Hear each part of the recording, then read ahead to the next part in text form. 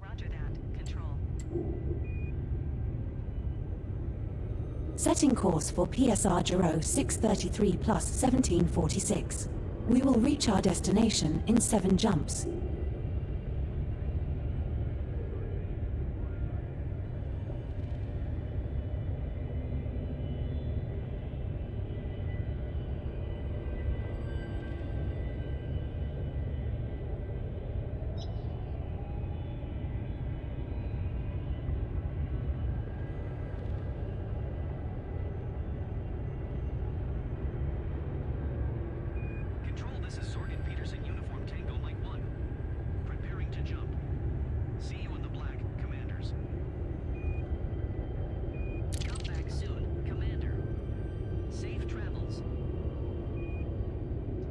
What's going on, guys? Jurassic here. Today, our goal is going to be to head all the way out to the Soul Nebula to try to get some first discoveries. They have a community event for exploration, plus we were planning on doing some exploration anyway, so it sort of worked out for us. I ended up stopping the one fleet carrier that did not have a real fuel station, but you know what? We're an exploration ship. We'll find fuel along the way. It'll be fine.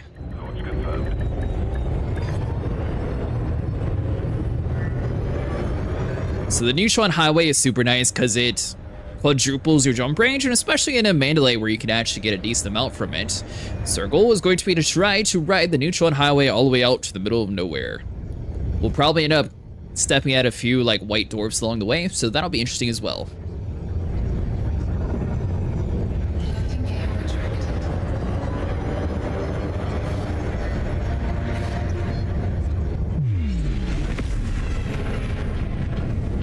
So originally I was going to stop at a different fleet carrier for fuel. I mean, we have over half, so I think we'll be okay. I don't think it's like a worst case scenario. And then once we get closer to the place where we can actually start making credits, we'll turn the other overlays on. But for now, we'll have like a little overlay in the top, that way people are able to keep track. And thankfully, we finally got our EDH updated to where we can have new HUD. I think this was actually pretty cool for exploration. It's not like too bright and vibrant, so it shouldn't be like too crazy when we're out in the middle of the black and not hurt everybody's eyes as much. Good news is the Neutron Highway, even though it does way more boost to your ship, as long as you don't fly completely past it, it won't damage you near as much as a white dwarf. So it's safer, and it gives you more boost.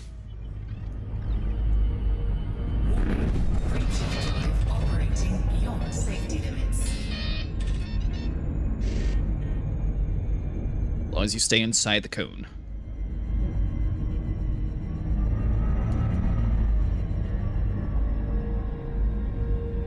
Let's try that again. Hold on.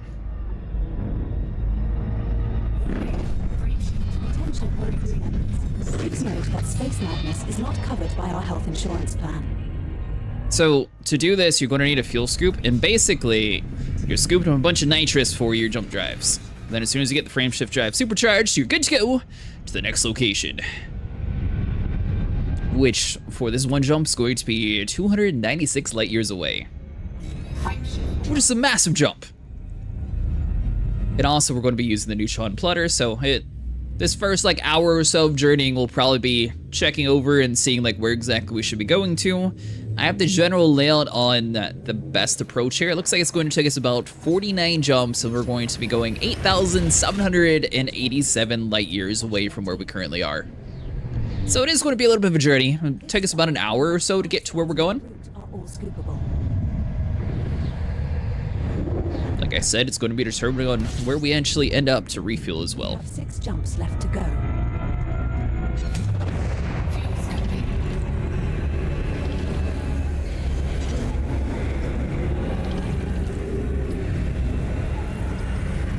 I think I might need to, yeah. So if we end up in a populated system, I might try to swap out a couple of the things on our Mandalay just to increase our speed a little bit. This was like a bare bones build because I was trying to see if we could like inch out a little bit further jump range, but probably having a little bit better fuel scoop would help quite a bit too. I'm sure eventually before we head outside the bubble that we'll end up in a system. Good news is though, regardless of which fuel scoop that you actually include, you're always going to be able to refill yourself. So it's not like it's going to be a worst case scenario. And then you can determine how much fuel you actually want to wait before you start jumping to the next area. I knew I should have banned that word, but I didn't.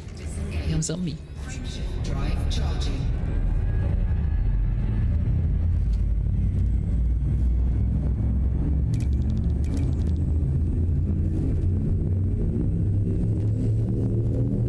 Oh, 3, 2, 1. Jump into radioactive six.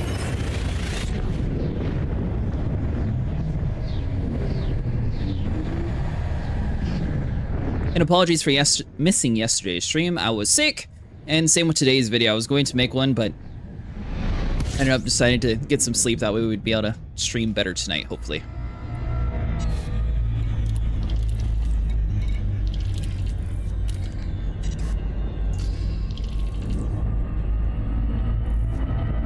I mean, honestly, when it comes to fuel scooping, especially when you have a lot of stars in your jump path that are all going to be giving you fuel, you don't really need to stop at every single one. Most of the time that you can just sort of like skirt around the sun, take the slow approach, don't like speed around it, but follow your orbital lines or have a general idea on where the orbital lines are. You'll be able to scoop up the fuel while you're circling the sun, and then you'll get, it's not like a full amount, but you'll get about a quarter or so of fuel. So it'll basically be a free jump to get to the next system.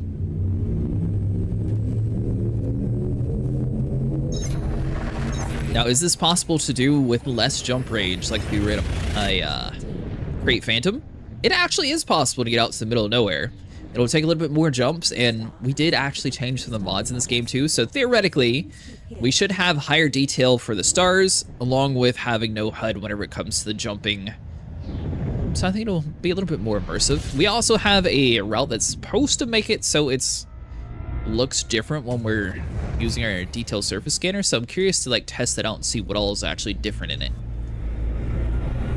So last time when I was testing out on like geologicals, it didn't really seem to affect too much, but all this is done by EDHM. Unfortunately, they turned down some of the settings that I used to be able to use. I don't know if it's because like Elite Dangerous updated their game and they like blocked some of the functionality of it. Before, you used to be able to click like F1 through F4 and like dim your HUD. You could like clear out some of the clutter on your mini-map. That way when you're fighting pirates, you wouldn't have like a billion white dots. You would just be seeing the pirates. Like, that was one of the most useful features, and I'm really disappointed that it's gone, but it's okay. That's why we went with more of like a Knight Rider approach to an exploration ship, especially since, you know, probably going to see a lot of dark sites, maybe a few bright sites along the way too. Who knows, we might end up in a nearby sun or neutron eventually.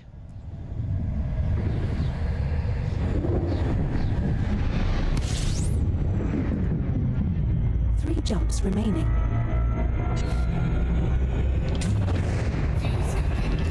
Is this?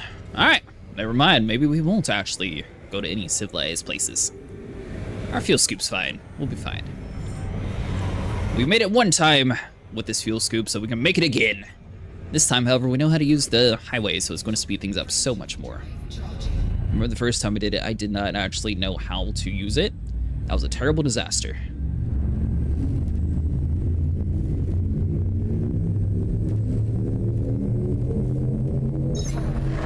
Three, two, one. Also, eventually, the plan's going to be to try to get some of the HCS voice packs.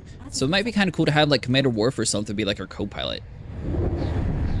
That's for later on thing.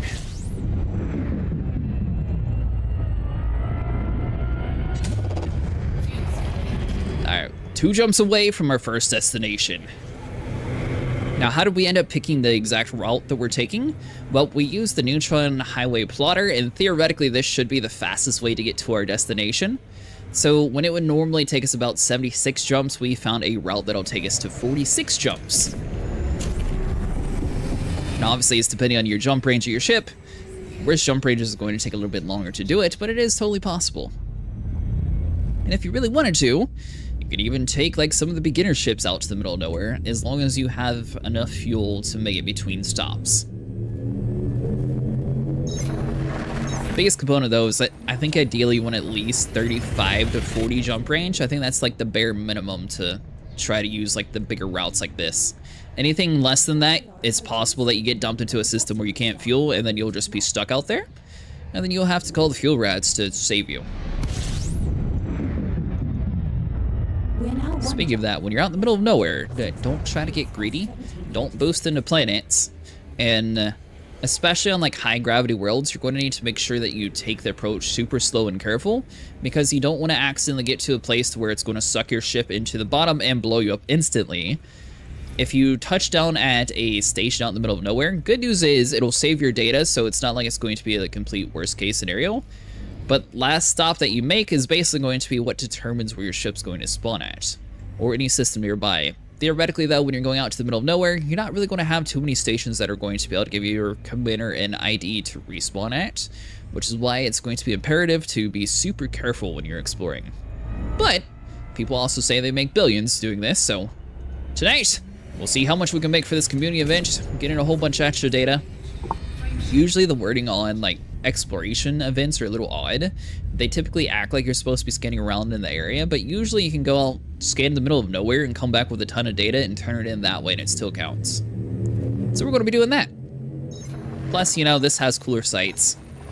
Last time we found our first discovery in the Soul Nebula, so I want to do another one. Alright, so that concludes this step of the journey. Now it's on to the next one. So I guess the neutron plotter just calculates wherever the next star is. Then it looks like from here on out it should be back to back for the most part. We have reached our target destination. Now this looks like it's going to be more of a white dwarf. For this system, filed under neutron stars.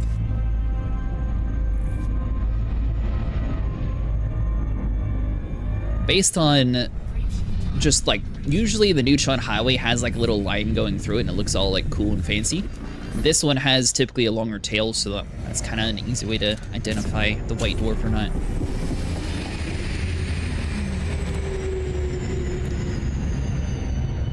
Oh, maybe not. Maybe it is a neutron star.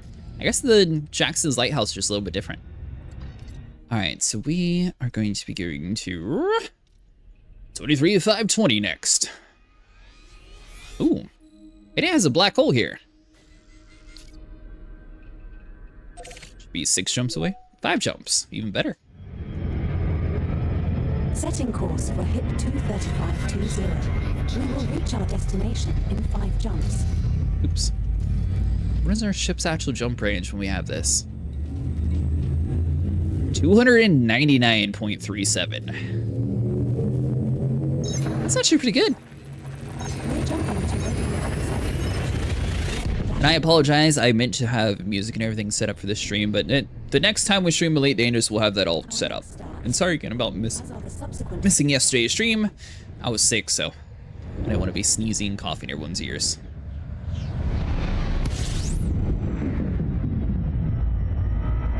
Alright, so let's get some fuel. Curious how well this Type 11 is going to be. I saw their live stream where they have a few like dedicated ports that seemed a little bit more unique compared to what I was expecting, and it seemed like a lot of people were on kind of a similar page to me, so I'm wondering like how well it's actually going to be received. So it's kind of weird, like the Mandalay, obviously this was like a huge change for explorers, and then you have the Clipper, which was a huge change for cargo hauling and also mining, just because of the sheer mass of storage it has. So I don't know if the Type 11 is going to be really like a huge, like, everyone's going to be going out trying to spend money to get to that ship, or how they're going to handle it.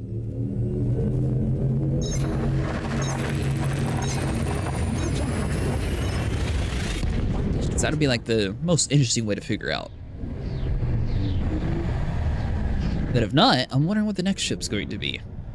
So eventually, it's going to have to circle back to the combat ship, because so far we've had exploration, we've had storage, we've had mining. We are now 3 jumps. So it's got to be something for combat, right? Then if it's for combat, are they going to like make a ship that can actually compete with the Conda and the Corvette? Would they dethrone the Kings? then could they? Because then, you know, no one would actually care about the reputation to earn the Corvette. Sort of like the Cutter. Which, I mean, I guess the Clipper kind of stole the Cutter's thunder, but there's no real reason to grind out the Cutter anymore except for just bragging rights saying that you have one.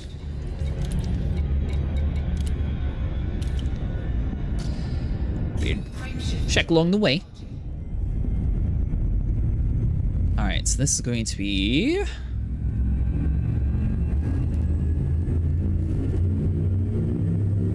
Oh, this website is nice. You can actually put check marks. Nice.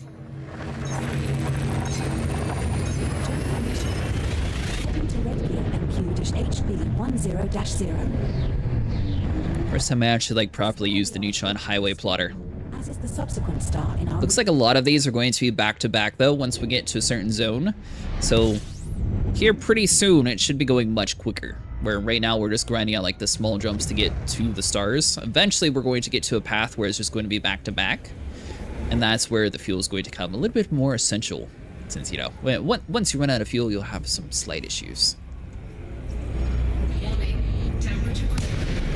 And as long as we don't do too many of those, we won't waste too much time.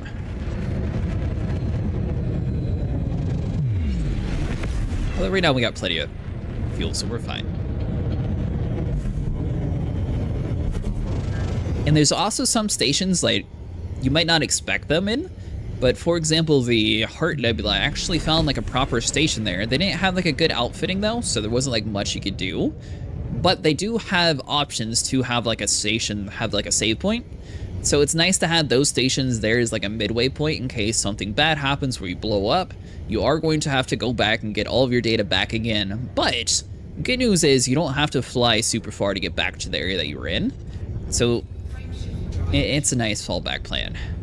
Plus, if you're really worried about losing your data, you can also sell your stuff back to the game there. That way, you know, it's going to be locked in secured. Or you can try to save it up and sell it back in the bubble and make a little bit extra money. 3, 2, 1. Surprised we didn't have to get further away from the sun for that. The star we are approaching is scoopable, but the subsequent star in our route is not. Now they also had another thing in the list for like darker jumps. I don't know. We're now one jump. I don't think I'll do that. I kind of like the way it looks right now, but that was another one of the EDHM mods that we could have turned on. I kind of like the way it looks, so it might take away a little bit of the visuals if we make it too dark. Going and fill up here because it looks like we'll have 2 back-to-back stars, and we'll have 3 back-to-back, and then 4, 1, 1, 4, and then a whole bunch of 1s getting to the destination.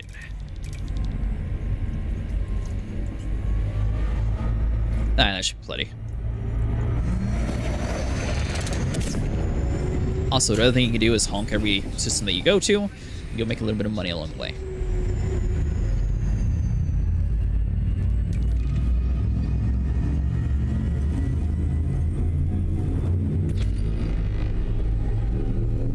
Three, 2, 1. Now, are we losing out on a little bit of money by like not stopping every single station? Yeah, but I think our goal is going to be to try to find as max amount of systems as possible tonight, and then we'll, you know, like fully discover everything on the systems that we find. Also, this is what I was expecting for a Neutron Highway, by the way. I don't know why the other one didn't have like the little wavy bit. Should have had that same deal. Unless we just didn't see it. Filed under black holes and neutron stars.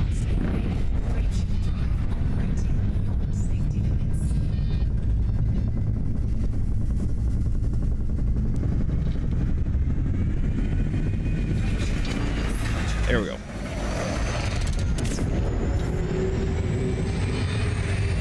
Alright, so let's pull back some.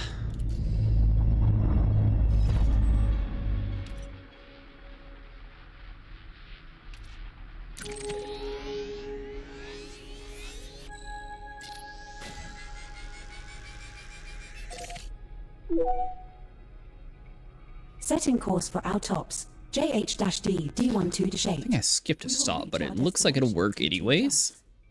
No, we're in the W one. Yeah. That's weird. So it's calculating as this should be a 1 jump thing, but this game's saying 2. Last time it said we had less than what they calculated, so it's very weird.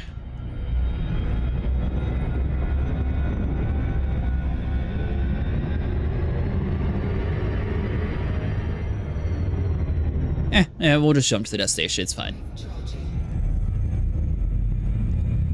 Alright, so we'll add another check mark to you then.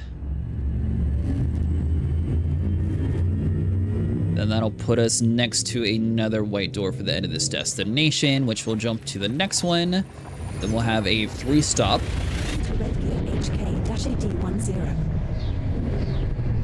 It'd be kind of cool if they updated the Neutron plotter to refresh and like recalculate how many jumps you have left. Which they do allow you to have like a spreadsheet, so you could probably figure out a formula for that. We're now 1 jump from our tops. JH-D, D12 to shape. You will have to super right destination, okay. or use FSD injection to make the next jump of 233.77 light years. Now, if you're not comfortable doing the Neutron jumps, basically this trip's going to take a little over 3 hours to get out to the middle of nowhere. If you're comfortable enough using them, then you'll take about an hour or so. With the 78 jump range. If you have less jump range, then it'll be a little bit worse for you.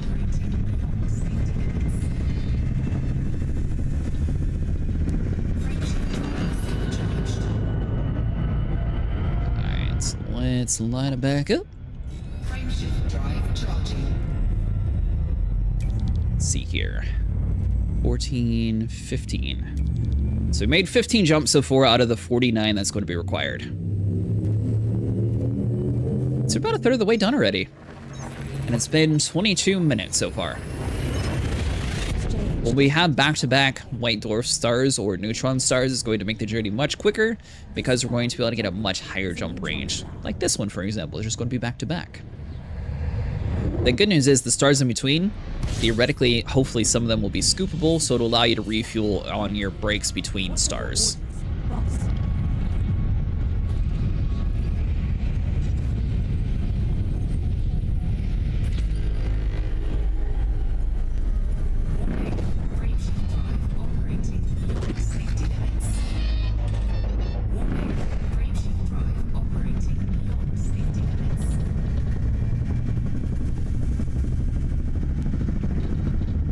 Give me the boost.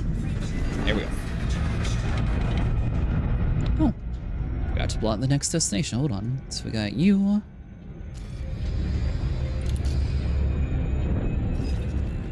Then once we get out to the Soul Nebula, that's going to be a completely like luck when it comes to finding a system.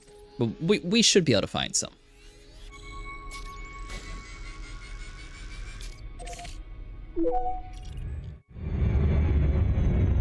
So once we got that set up.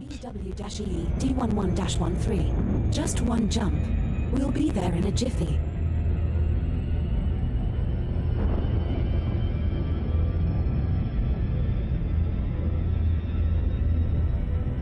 Give me 1 second, guys. Just setting something up real quick.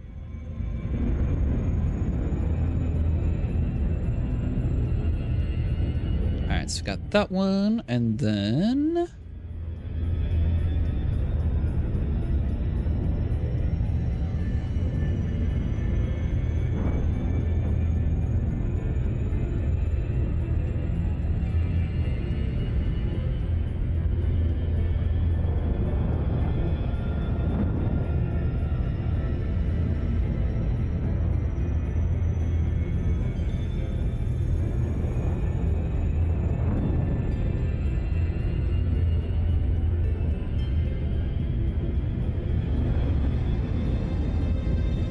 Trying to figure out the route real quick. My bad, guys. Give me 1 second.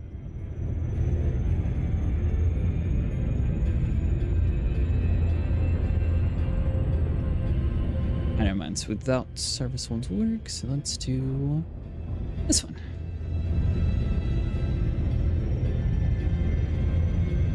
The main power grid is stable, and all subsystems are functioning normally. Good job, crew.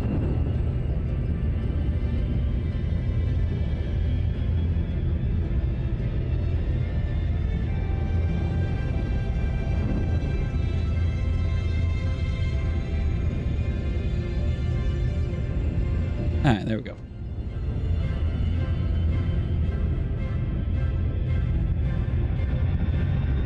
Frameshift drive charging. 240 light years away.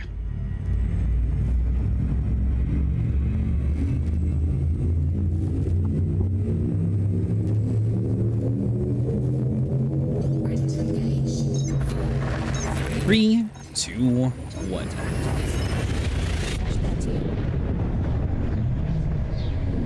Alright, so that should be taking us to the D1113 area. We are approaching is a neutron star.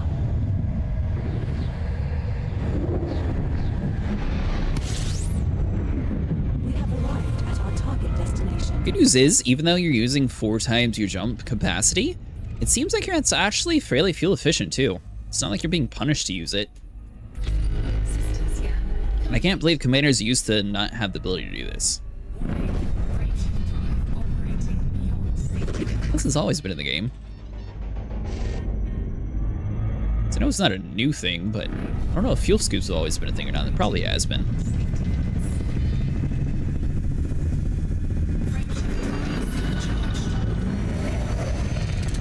Alright, so let's jump out of that area. You.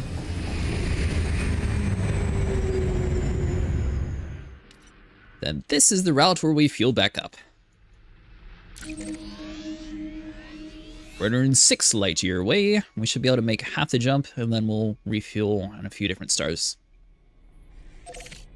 3 jumps. Setting course for our tops, MI-K D8-10. We will reach our destination in 3 jumps. Basically, we've officially crossed into the middle of nowhere, so a lot of the times you're not really going to find too many places to like re-outfit your stuff, so make sure you have like your surface scanner, have an SRV here, especially if you're going for exobio. If you're just going for first discoveries and wanting to like map planets, you don't necessarily need them. But if you want to have like a full complete list of all your data, I do recommend at least having 1 SRV. In our route. Having multiple will be a little bit better, but if you have 1, like I said, you should be able to find a station or fleet carrier. Hopefully someone has one around there somewhere where you can get everything hooked back up.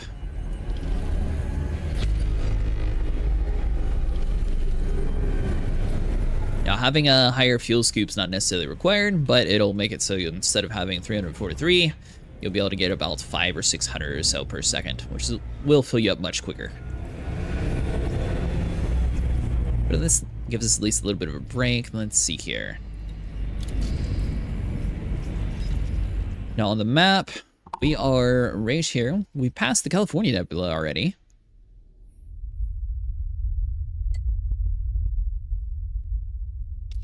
Actually,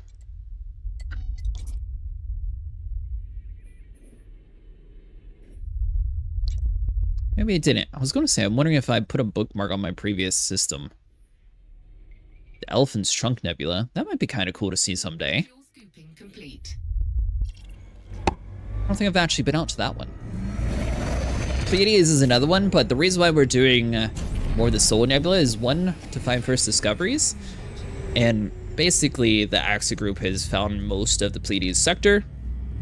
But on top of that, if you're trying to get like safe exploration data, you kind of want to avoid the areas with Thargoids in unless you're like really good at running away from them. We're not bringing a ship to fight Thargoids, we're just going for exploration, so there's no real advantage to having Thargoids in the area. So I don't really see a purpose of actually like being there to fight them Our next star is scoopable, but the subsequent star in our route. for what we're doing. Now, if we were doing something else and we were wanting to go for Thargoids, then Pleiades would be the way to go. We are now 1 jump from our tops, MI-K D8-10. Body A1 in this system has unidentified biosigns. Commander, shall we go check it out? And for anyone curious, like what we're actually aiming for when it comes to biodata tonight, basically, if it's bacterium, we're skipping it. If it's anything else, we'll probably get it. I know you would get like the max amount of money being the first one to discover it on a planet and having the first footfall, but the problem is bacterium is just one of those things that, unless we find like a huge pile and it's like really obvious on the world, most of the time bacterium's like a pain in the butt to locate, so we're not necessarily going to waste too much time on bacterium. Our next star is a neutron star.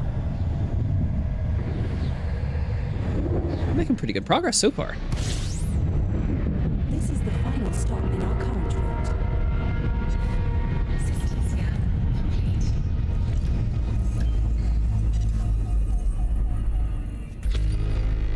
One planet. Breach drive operating beyond safety limits. Also, if you have your orbital lines on, it'll make it a little bit easier to scoop. I just hate the way it looks with orbital lines, so I always have them turned off. Breach drive operating beyond safety limits.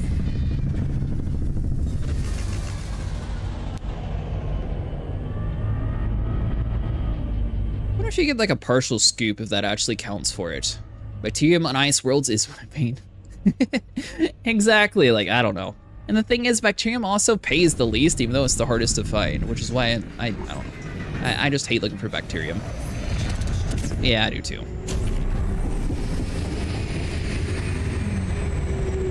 Alright, so we made it to that one. So we got you. I think we are about halfway to our destination already.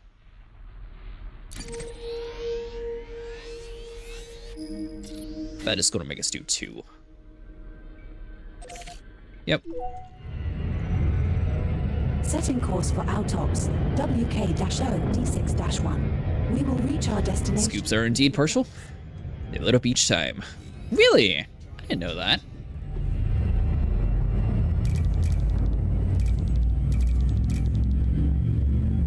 Alright, maybe we still have a little bit of ways to go. Looks like we're at the 5,400 light year. It felt like we were going fast. How's your night going today, Stav? Or morning, depending on where you're from. This star and the next in our route are unscoopable. That's right, now we're going to start picking up back-to-back neutrons. Actually, do I even need to grab you? Hold on. Autops, WK-0D6-1. Oh, I do. You will have to supercharge here, or use FSD injection to make the next jump 194 volts.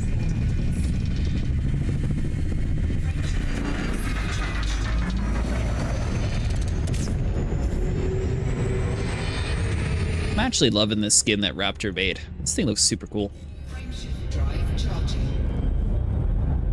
Just farming up some money for my colonial efforts soon. What are have you found like a good system to colonize yet, or are you just trying to make money before you do it? Now jumping to 46-1. I think colonizing is like a really cool idea, but I don't know. The star coming up. It needs so much resources to actually like make a system.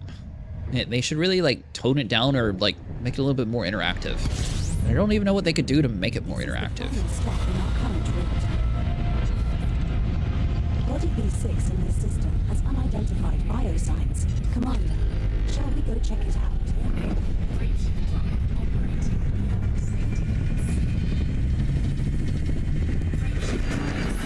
Ah, perfect. Let's see here. So that should be you.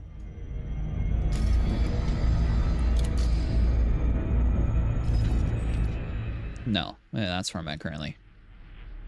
Aha, this one.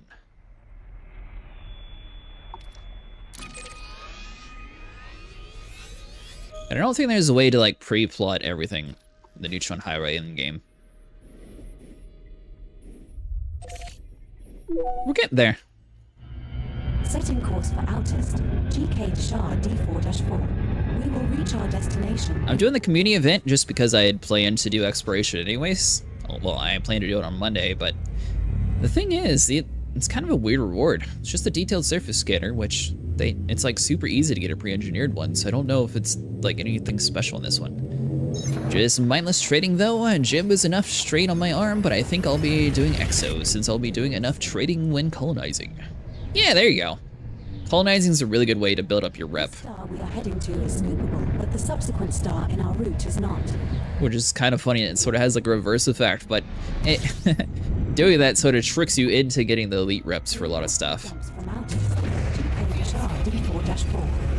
I just don't find it that entertaining to watch or do. Made 10 jet systems. Scan Perhaps Perhaps it is time to repair your FSD.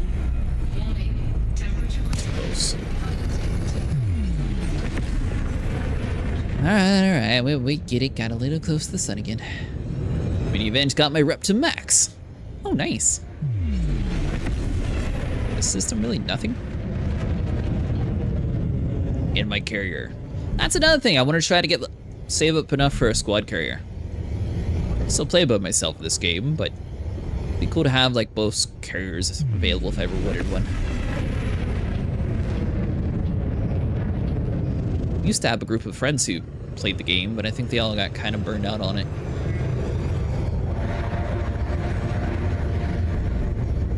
So we have half fuel so far. Holy squad. Yeah, the squad carrier is a little expensive. The one good thing is though, like if you have a friend or like a newer commander join you, you can at least like loan them a ship. The only thing that I'm not entirely sure of, and I think they should have like emphasized or explained it a little bit better. I don't know, like, let's say you were a brand new commander and I wanted you to join me and I was like, you know what, here, you can play around in my Corvette. I don't know if you accidentally blew up my ship, if you had to pay the repair cost or if I paid the repair cost. Then if it blows up, does it like automatically return back to me or does it just stay with them? Unless I like missed it in the list or something, I feel like that part wasn't explained very well.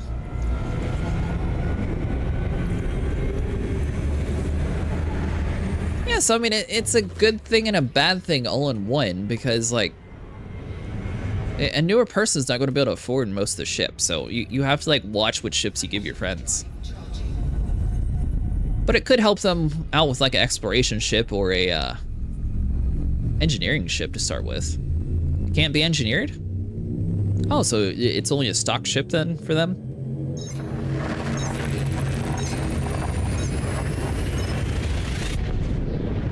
Jump initiated. Heading to outest NN-JB23-0. Yeah, I mean, I guess engineering, or not engineering, but exploration would probably be the best bet. That'd just be like local areas. You wouldn't be able to go too far with it.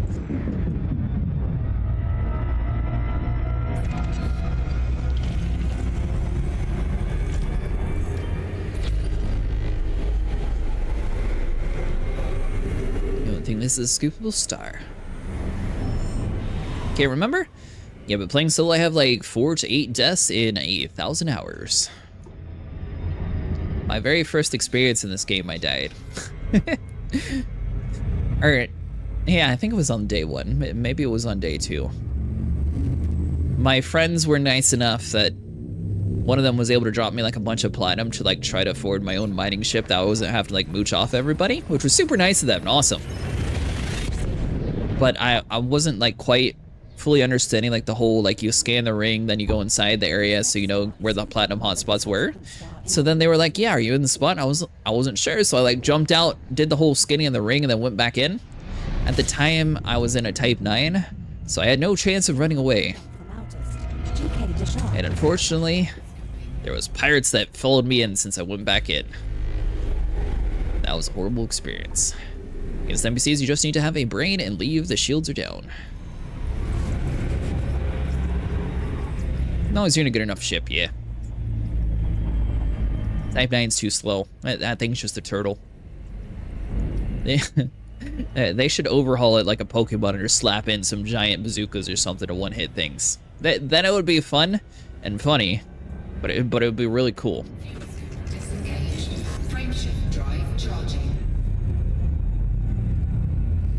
Alright, so I think we got to this destination, so it should be this guy next. I would be using voice attack to plot this stuff, but I don't know any clue how to pronounce 90% of the systems that we're going to today, so we're just going to copy and paste it. Can't do that because pirates anyways appear when you jump in. This star we are jumping to is a neutron star. Type 10. Was it type 10 or type 9 I was using? I think it was type. I think it was the type 9 heavy. Our target destination. Type 10 is the AFK Has-Res grinder. I don't know if I actually own that one. I might. Operating beyond safety limits. Did not me to go through it. Whoops. Yeah, it was probably Type 9 then. Like I said, it was when I first started out the game, so whatever one was like 40, 50 million.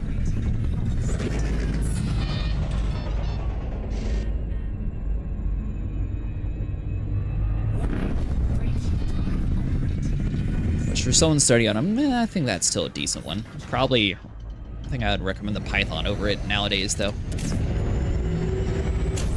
People just leave the ship with the turrets, destroying pirates for missions. Yeah, one of my buddies actually does that with his AFK build.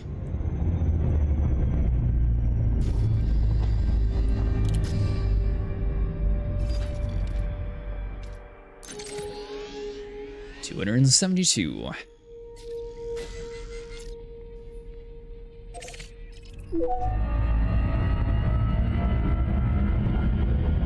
Setting course for So how are you making money for your colonizing?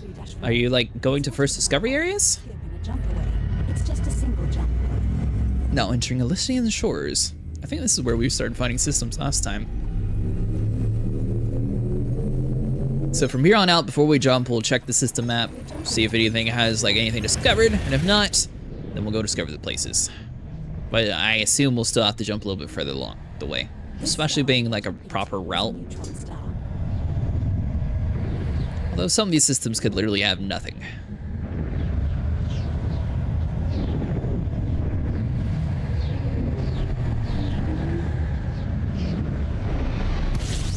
And I really hope that they don't have like any crazy updates going on tonight. The past 2 times I played, there was like some weird like Black Adder thing going on, and they like shut the servers down to fix it. I had terrible luck. For now, I'm waiting for carriers buying stuff on the Fleet Carriers Owners Club Discord.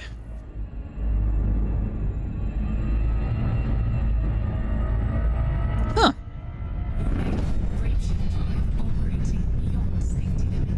You just trying to sell commodities for money that way?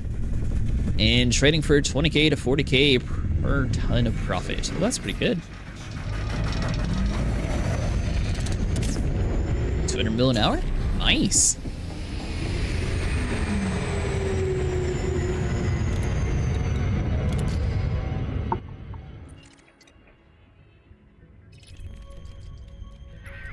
Wow. This is a very bright system.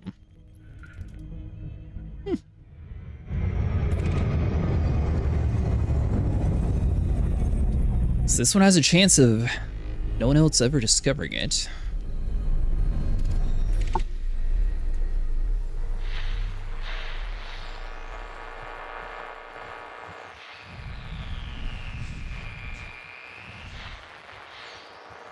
Oh, 5 out of 5 bodies. Alright, so all the bodies are the suns. Never mind.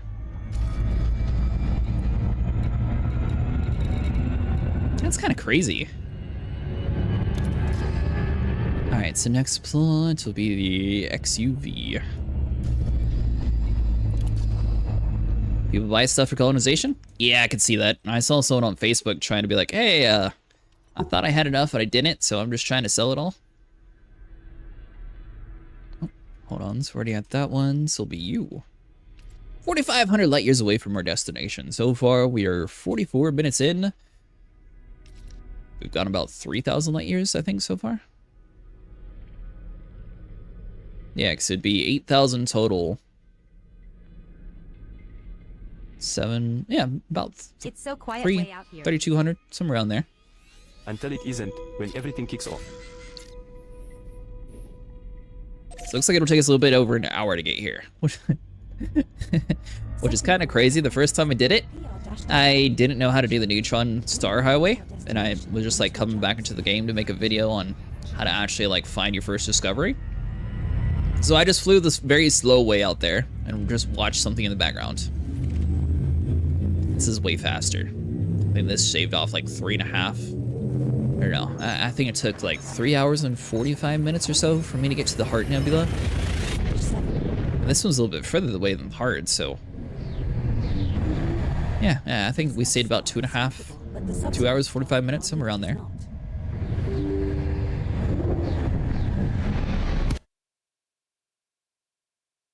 We're now 1 jump from outest. PR-D1-8. Well then. Give me 1 second to wait for the game to load back up.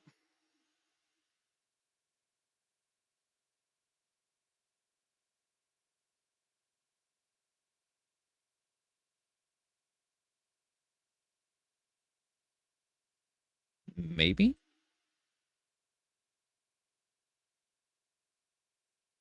That was weird. I could do Colonia in 1 hour? Really? From Soul, or where are you counting from 1 hour at? We're in Outest, PR-W D1-7. I guess I'll have to look and see how far Colonia is. We're aboard your 350 light yard per jump? The maximum jump. Okay, so I'm not too much off from that. I think my max is 300 right now. So it'd probably take me a little bit over Missions an hour. The first mission expires in 2 days, 4 hours, and 47 minutes. Mission is Massacre 40 Posse of 22k light years. Commander, Discovery mode is on, but your Oh, does the Colonia route have more consistent neutron stars? auto-firing of the Discovery scanner will not work until you map a key press to this keybind in game. I'm really curious to see where we're about to end up. Is it going to like dump us out in the middle of a star right now? I'm gonna turn the light off. Here we go. Commander's random. Yeah, I'm kind of curious to see if like we're about to be dumped in the world's worst spot or where they're actually going to put us. Yeah, I'm with the pre-engineered FSD.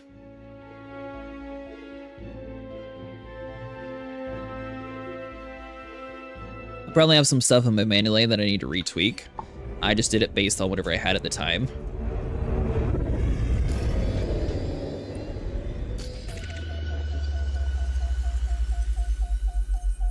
Where exactly are we? Hold on.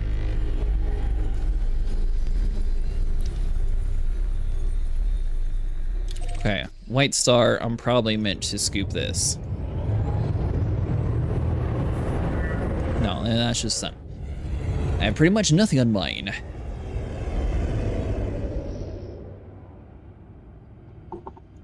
This whole crashing desktop sort of threw me off on where I am. Bare minimum and a bit underpowered. Yeah, that's how mine is too.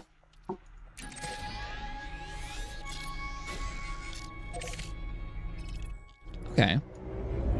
So did it revert us back one jump? Is that what happened?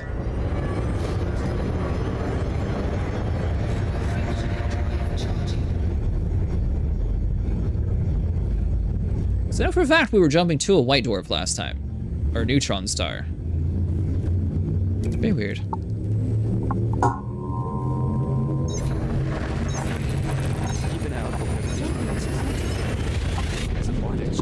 I think it's because I have some collector limits and stuff on my ship too. This can make the more distant object appear distorted. I have it set up that way if I wanted to go for like brain tree farming or something, then I can just collect it easily with the ship.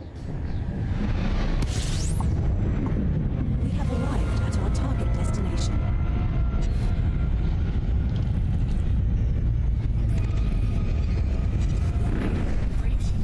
Operating beyond safety limits. Oh, don't you throw me out at the last second.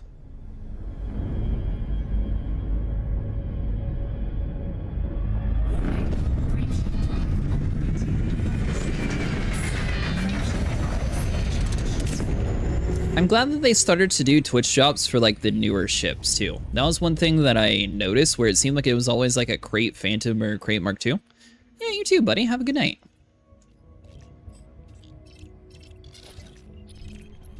Alright, so these are all discovered already, so we don't care about them.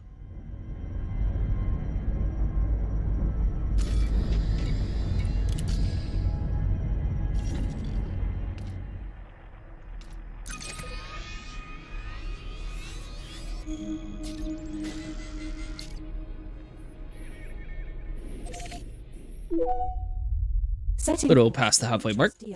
I missed my Crate Phantom. Yeah, I haven't really touched mine for too much. I actually left my Mandalay out in the middle of nowhere one time and was just stuck with it. But it just can't compete. Yeah, I mean, the nice thing about the Phantom is at least it has all like the cool skins. I mean, it can get kind of close to the Mandalay's jump range, but not like super crazy. And obviously the Mandalay handles the SEO jumps a little bit better too. CD16. This star isn't scoopable, but we can scoop at the star after this.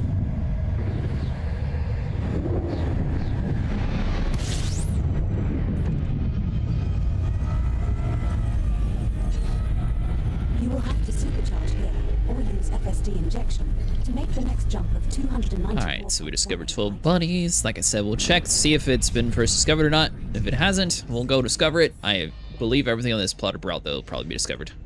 It's not a little... Wait, what? It's not a little, it's so much...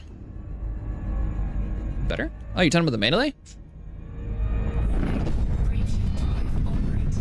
SEO optimized is the name. There we go.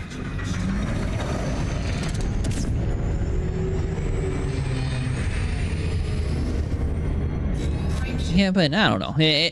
Phantom's still a nice daily drive around town.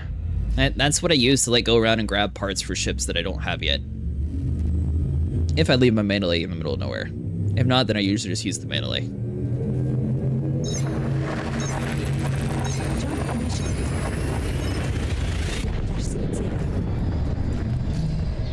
Oh, I forgot all.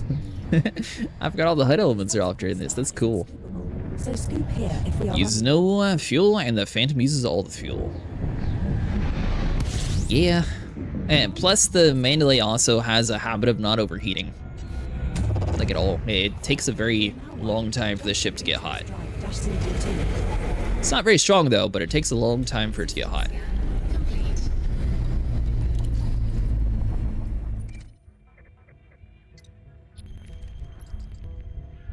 World's smallest system.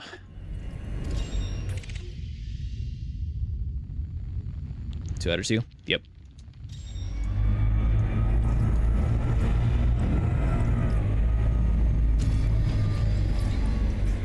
Alright, so we're in the DRC.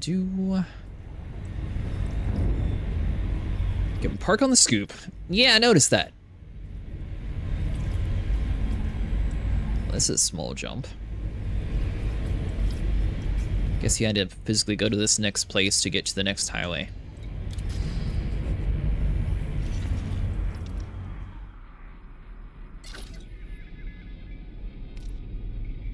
Wait, hold on. Do we still have one more jump? Oh, we do. Alright, that should be plenty of fuel.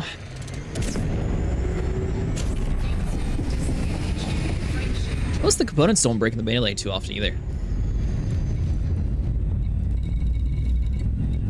So it looks like the lowest thing is 97%.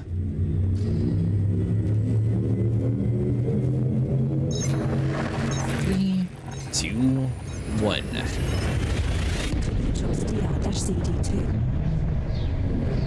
And fun fact, if you decide to like pull out a different ship and then blow it up to teleport back to the bubble, it still deletes your data. I was thinking it was tied to the ship, so I was going to just like bring my ship all the way back to the bubble that way. It didn't work out in my favor. It was worth it for what I was winning, but it didn't work out in my favor.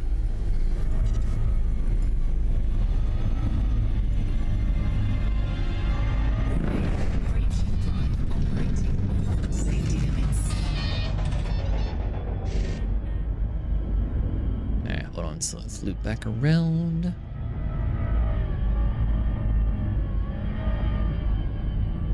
It's like the next place we're going to is just like a midway stop to the next highway.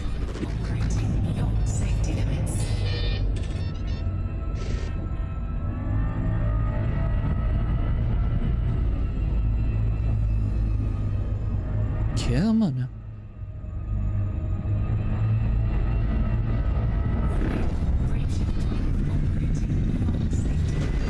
Here we go.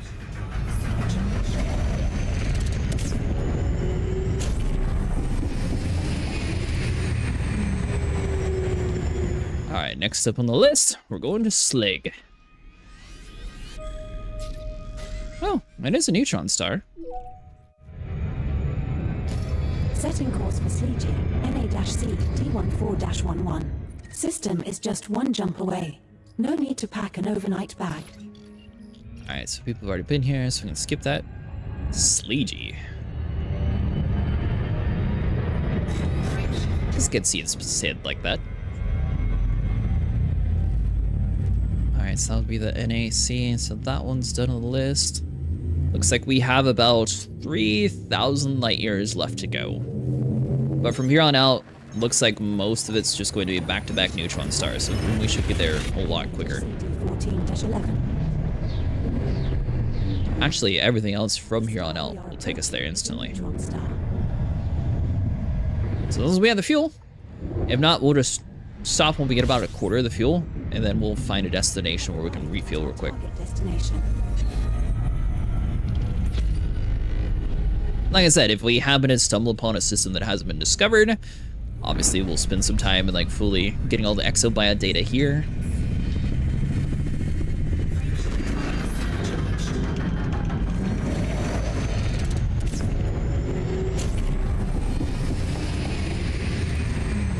What about you?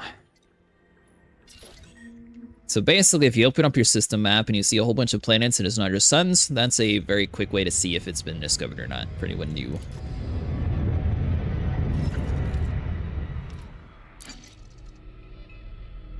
Oh, hold on, so we've been to that one.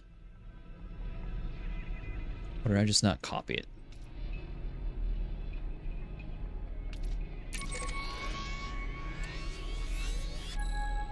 $309, probably 2 jumps away from that one.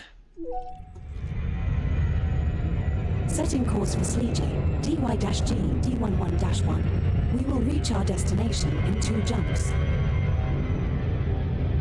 wonder if we have the map set up wrong. Hold on.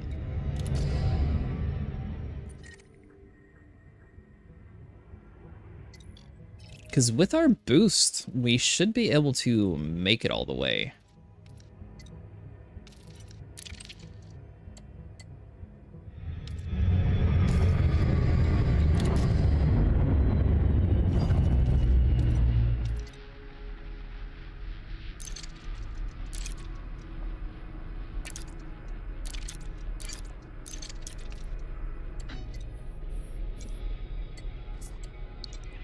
So we do that, and then...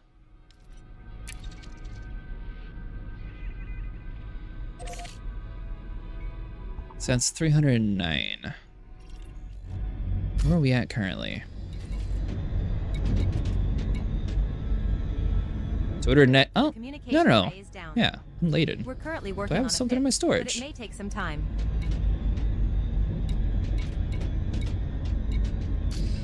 Huh. Alright, so then we will have to go back the other way. I don't know why a lot of the stuff's saying that we need 2 jumps when it should only be 1.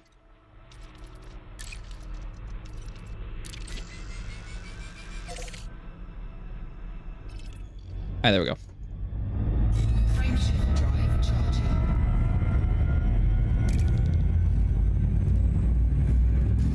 So I have to look and see. I must have inputted the wrong number in for our defaults, but I thought it is 78. Maybe it's 77?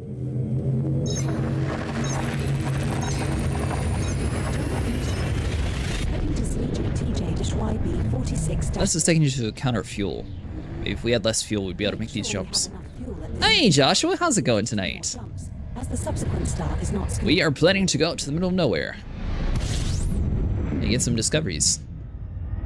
We're now 1 jump. Yeah, that's good. DY-G, D11. Recovering from a cold last night. Yesterday I kept sneezing and everything, so I felt it probably wouldn't be best to actually stream.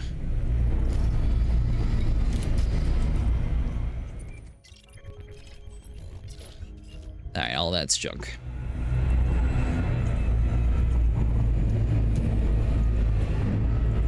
No? What?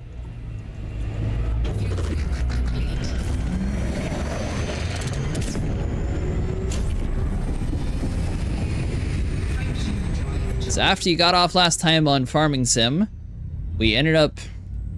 I think we rented a tractor, so now we have 3 tractors. We're still completely broken that. Sniper finally decided to try to make his own farm. Then he learned that the game only gives you 100,000 to start with, so he had like no money to start anything. So then that failed dramatically as The well. star we are heading to is a neutron star.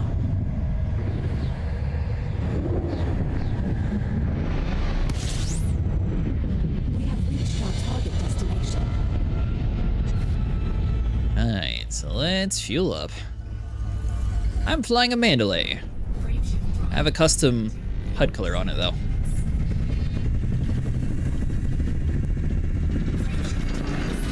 Yeah, ship's super nice for exploration. Going to assume someone's been here. Yep. Alright, so we don't care about it.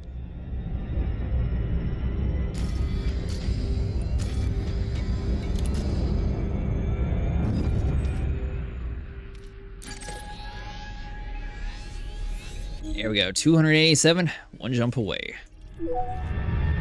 Setting course for Sleegey, NK-M D8-10. Just the one jump to Plus, we're going all the way out to the Soul Nebula today, so we have... looks like 3,000 light years to go once we get to this next spot.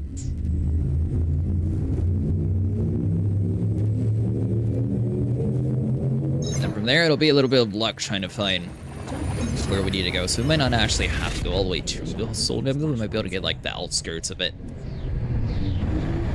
This star we are jumping to is a neutron Yeah, star. I like the HUD color. It's called Raptor, if you have EDHM. It's good for exploration ships. That way you're not like completely blinded by the orange. I think this one's like a dark enough skin that it kind of fits more of the exploring style.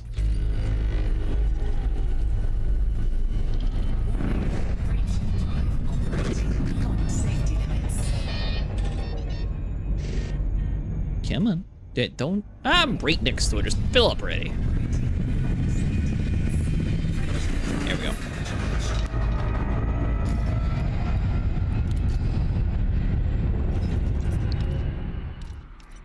So far on our journey, the only thing we messed up is refilling up the suns. Alright, so then that would be the EYP, so we can knock that one off the list. EY-P D6-6. Just the one jump to get there. How convenient. Frameshift drive charging. So far, it's been an hour and 2 minutes since the start of the stream. So we're making decent progress.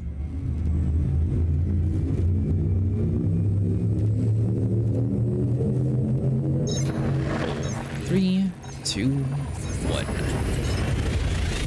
Heading to Sleegey, EY-P D6-6. How you doing tonight, though? You played anything fun? Approaching is a neutron star. I think next stream I need to get my Toolby eye tracker set up too. Star target. I didn't think he was going to be streaming tonight. Yeah, after last night, being sick and stuff, ended up moving some stuff around. I was like, you know what? Tonight's the night. I'll come back. I was able to get enough sleep that I think I kicked off whatever cold I had.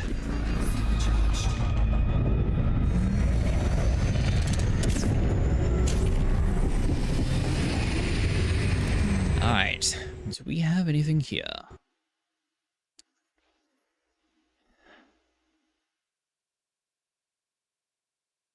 Well then.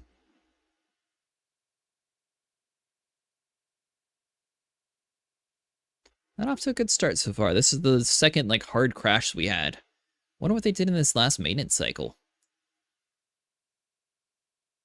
Probably because we keep doing like super big jumps. So I know like the fleet carriers also have like that weird glitch too. Alright, well anyway, so while this loads up, let's read the thing. The mystery surrounding the HIP 87631 system has been deepened with fresh speculations of unusual planetary signatures detected during long-range scans during the outside the permit locked boundary. Rockham speaking from his villa. With enough data, maybe our top scientists will be able to predict exactly what we're dealing with. Pilots can support the initiative by first registering at the Curie Gateway in Hill PC, scanning the rocky and metal high content worlds, and then returning to the data to the Universal Contact, conducting detailed surface scans. The beginning of first discovery world will be significantly increase the value of the data. All pilots will receive credits on the successful achieve an individual contribution level. Pilots in the top 75 and above will receive one detailed surface scanner Pre-engineered with expanded probe radius. But your primary fire keybind Campaign begins on September 8th and will run for 2 weeks. Auto firing of the Discovery scanner will not work until you map kinda the junk. press to this keybind in game.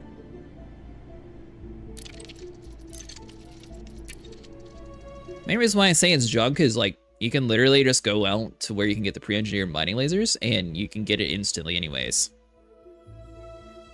So I don't know why they're trying to give that as like the reward.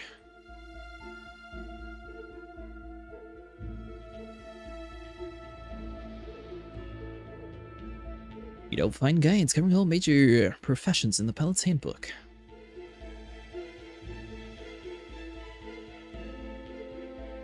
You might see a black hole surrounded by a glowing ring of hot gas. This is known as an accretion disk, and it's formed as the black hole sucks in matter from its surroundings.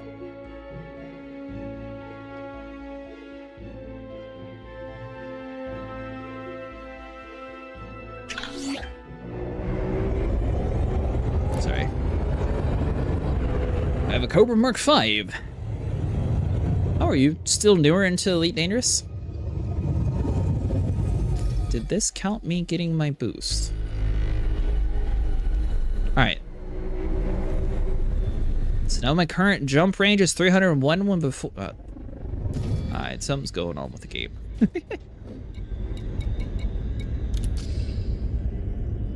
Oh, I didn't realize you were a newer commander.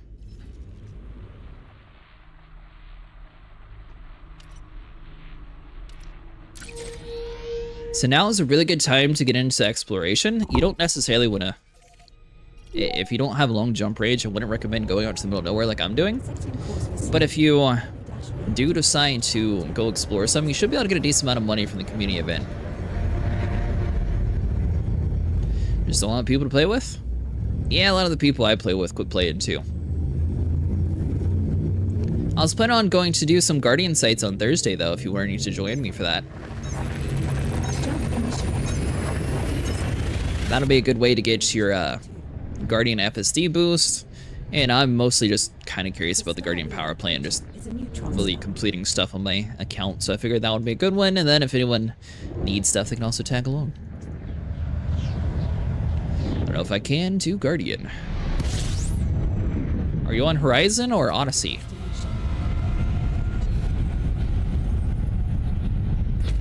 System scan complete. Yeah, but are you on the Horizon build or the Odyssey build? Odyssey? Yeah, you can do Guardian tech. So basically my plan is to just take my fleet carrier and jump us out there. So you wouldn't actually need to fly or anything.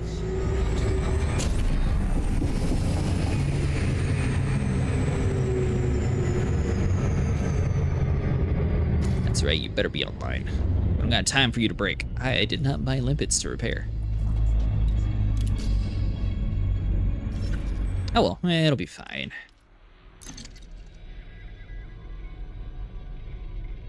Oh, I'm already at this place. Nice. All right, so that's another check mark done.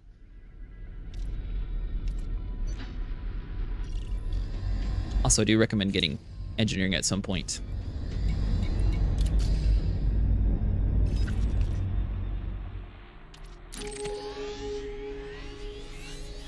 $303.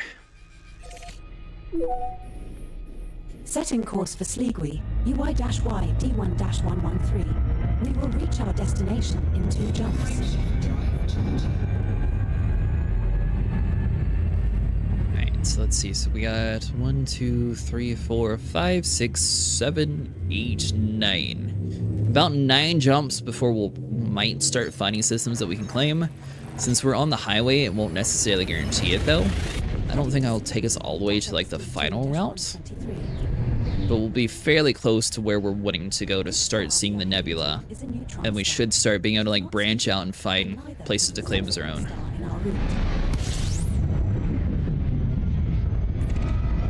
We're now 1 jump from Sleegui, UI-Y D1-113. System scan complete. We should have enough to do another jump. You will have to switch to boost the cost of injection. To make the next jump 90.69. You have made 10 jet cone boosts. Perhaps it is time to repair your FSD.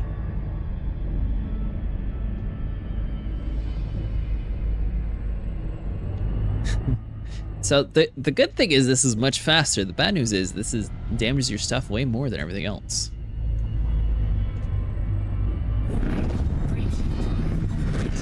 There we go.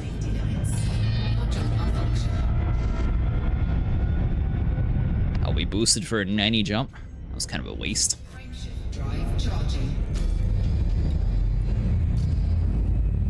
Then since we're out in the middle of nowhere, we can probably set our filter to fleet carriers. And if we happen to find a system where a fleet carrier or a station's in, then that'll be, you know, a good place to repair and have a new respawn point in case something horrible happens to us.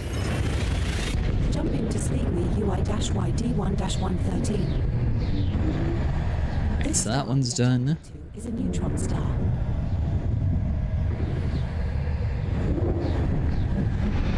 Hey honey, how's it going tonight? This is the final stop in our current route. Alright, 5 buddies discovered.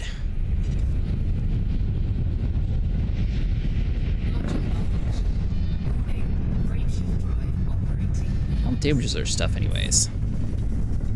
97. Alright, so the SCO is 78. Still has plenty of health though. I'm doing pretty good, how about you? Recovering from a cold that I had yesterday.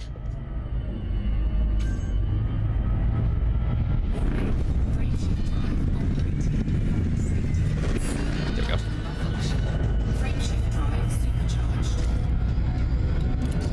And especially when you like find your first planet areas, see how it says unexplored and like shows the systems? If it was an undiscovered place, you would just see the sun.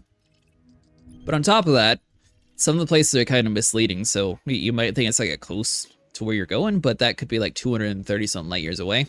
So make sure you have plenty of fuel, especially when you're out in the middle of nowhere.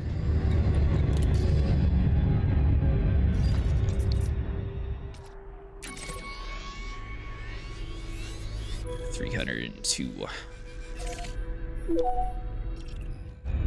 Setting course for Sleegly, MS-A D1-101. We will reach our destination in 2 jumps.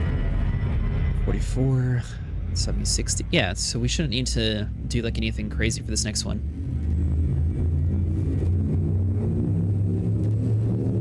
Mark that one off, and then we'll be at the Hyper Hurled. D1-67. I think we'll take it at least to the IC sector. Then that one should be where we start finding places. Plus it'll be close enough that you can actually see the nebula from far away. We're now 1 jump from Sleegly, MS-A D1-101. So I think... You will have to supercharge here, or use FSD injection to make Never mind, apparently we do have to supercharge here. 7 light years.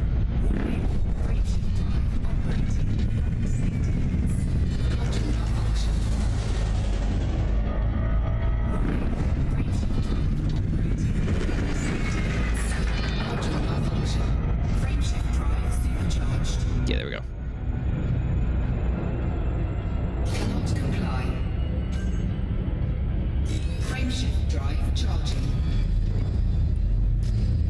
Theoretically, we'll find like a fleet carrier or something along the way, but once we get out to the Soul Nebula anyways, our SCO drive, it's not really going to be too important to like keep it repaired, since we'll already be at the destination.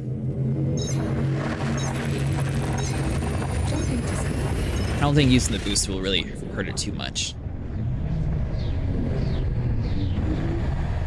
Now, obviously, every single star we go to is slowly deteriorating it more and more, but it's fine.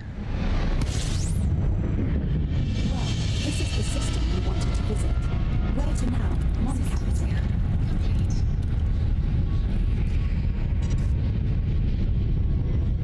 Alright, so hold on. So let's go and charge it up.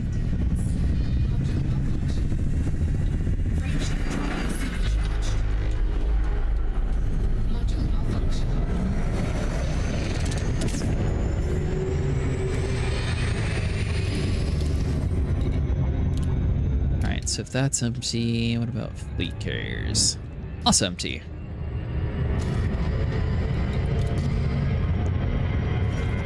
Another thing that we could do is we could stop in the Heart Nebula. I'd have to look through where it is, but I know one of the Heart areas has an actual station nearby.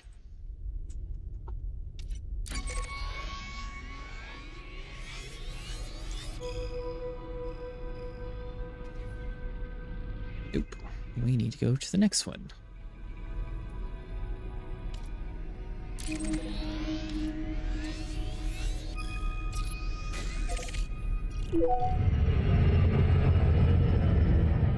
Setting course for Highfield, JZ-D D13-24. Just the one jump to get there.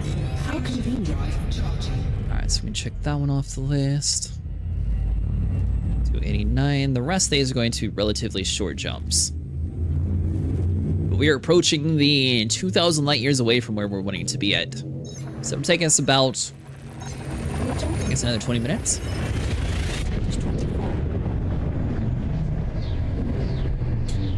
It's not too bad. Might need to tweak our build a little bit, that way we can squeeze out just a little bit more jump range, but getting it up to 300, man, that's decent. Sir, we have arrived at the requested location. Let's see, hold on.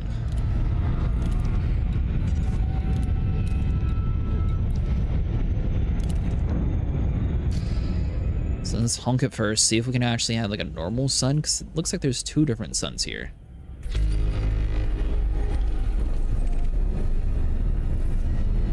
Brown.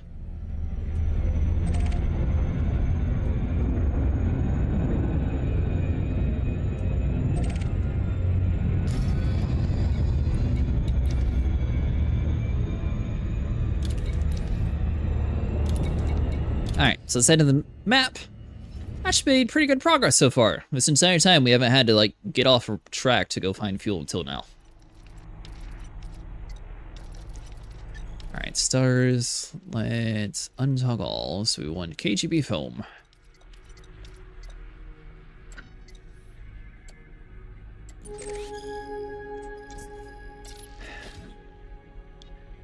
Probably best to set the destination and then bounce back to that system. Setting course for Highfield, XP-K B55-15. Just one jump away. The space equivalent of just popping to the corner store. Fuel's going to be the most important thing while we're out here. And, you know, have things not break on us, but fuel, that's going to actually allow us to survive.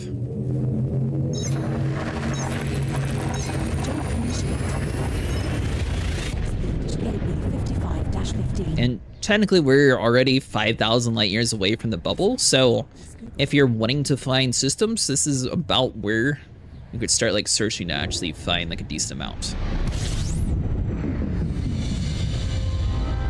This is the final stop.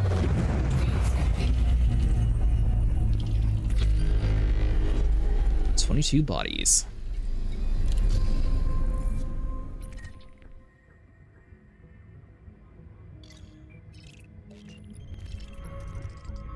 Oh. Well, that's a good sign.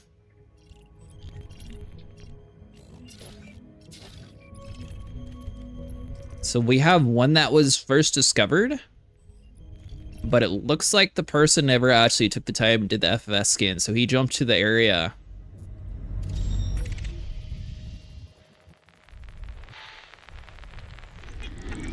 And was just refueling here. Same thing we did, actually. Like, literally the same thing.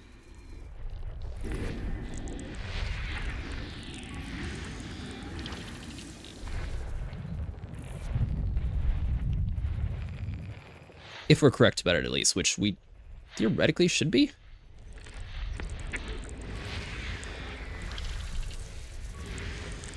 Alright, so you have nothing fancy.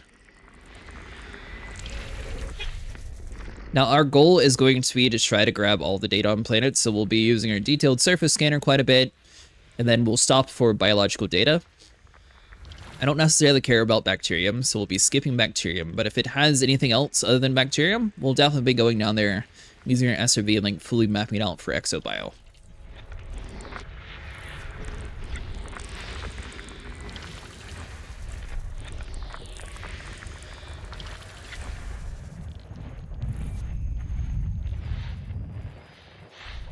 All out of 22.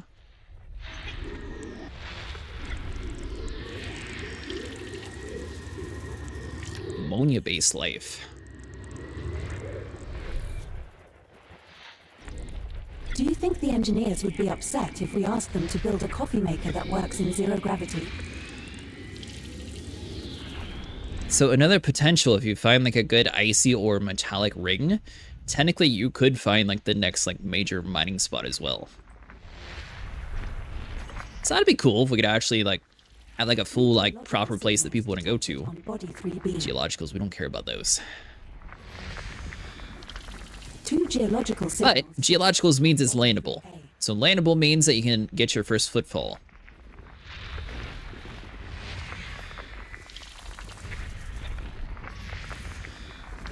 Two geological signals detected on body 6A. So when you check the map the first time around, all these planets should have already been like pre-listed there if someone had actually spent the time and used the FFS scan to like map everything. But I think that guy had the same situation that we had where he ran out of fuel. So he was just using this place to bounce to the area that he was wanting to go to. System scan complete.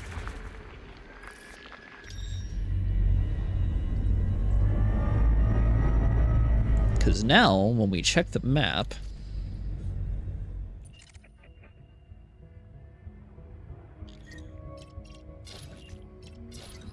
that's going to be first discovered by him, but it was never actually mapped. Then none of these are actually going to be discovered. So that gives us full opportunity to possibly get lucky and to scan some of these planets, possibly for mining. It didn't look like we had like anything good for biological data though, but we can at least map all these planets and be the first ones to get all that done. So we got 3/4 of a fuel tank. So there's also a couple different strategies when you're into these kind of systems. One way is actually to start from the furthest location from the sun, because you'll want to be getting to a place where you're refueling anyway. So maybe we should start with this guy who's furthest away. Then we'll go down and like go up the list to that planet, move sort of like this. And then by the time we get towards like you, we'll probably be low on fuel anyways, and we can stop down at the sun. Gas giants we won't ever be able to land on. Some of these are landable, some of them aren't. It's very easy to see if it has biological data. That's like a very... or geological data. It's a very easy way to like see, oh, well this one's definitely landable.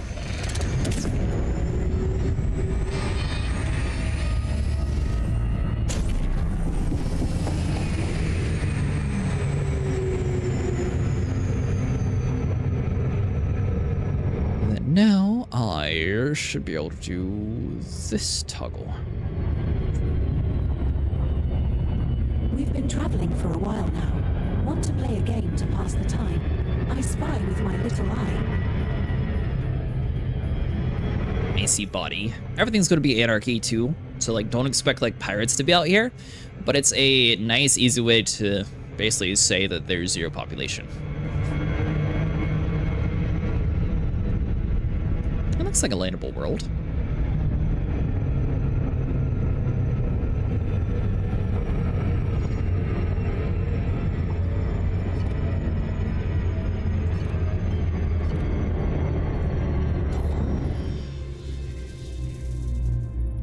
Maybe.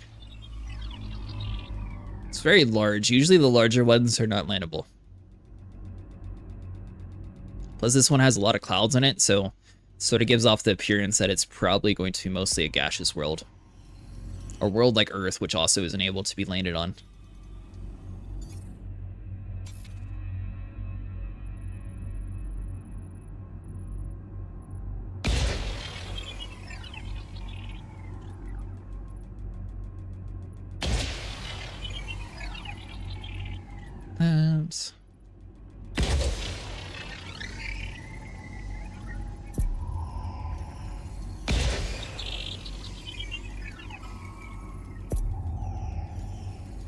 With the extended radius, basically as long as you cover most of the areas, you should be able to get most of it in one or so shots. As long as you get like each of the different angles. Looks like we'll have one side in the very back that's going to be a little bit of a pain. Through this region, we will encounter a dark nebula, a cloud of dust and gas that obscures It's not the too light bad from the though. stars behind it. One area. It will be a challenge to study. Also, it'll be a little bit misleading, so make sure you're having it set to the front, or else you might think that you need to shoot just right in front of you. Or you can just like angle your probe a little bit further out. Oops, didn't mean to double click that.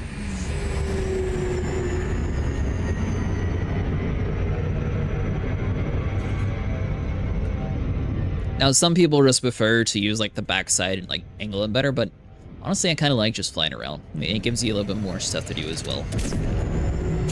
Just don't go too far.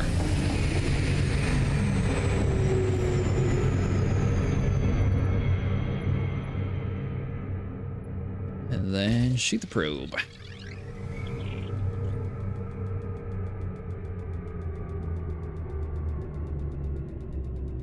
Wait for it to land.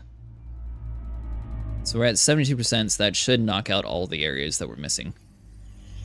I'm picking up some strange energy readings on the scanner, but I can't quite Maybe. pinpoint the source. 83. No one else getting anything. Alright, hold on.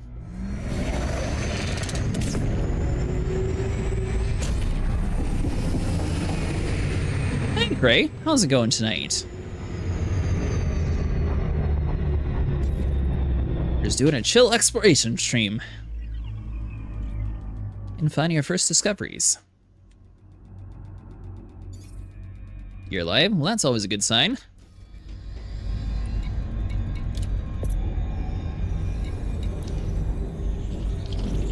Suitable for landing? No. Alright, so we don't care about this place. Yeah, I stopped at this place for fuel because I ran out of fuel. And then it just happened that no one else had bothered to actually discover the things here. Well, but we're not dead yet. So I call that a success.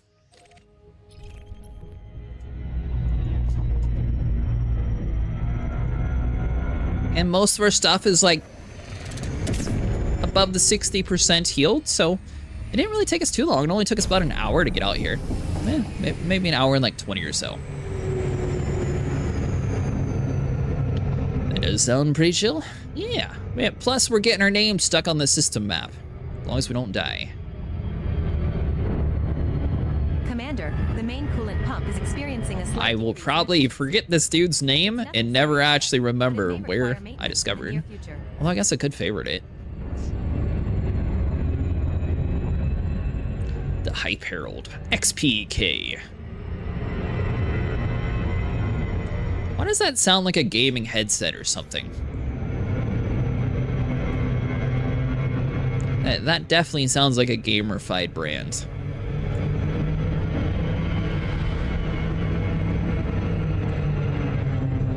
Yeah, exactly. Like, I wouldn't be surprised if someone like eventually names a company that just starts trying to compete with like HyperX because it's a gamer headset. Really, Mustang? What brand is it then?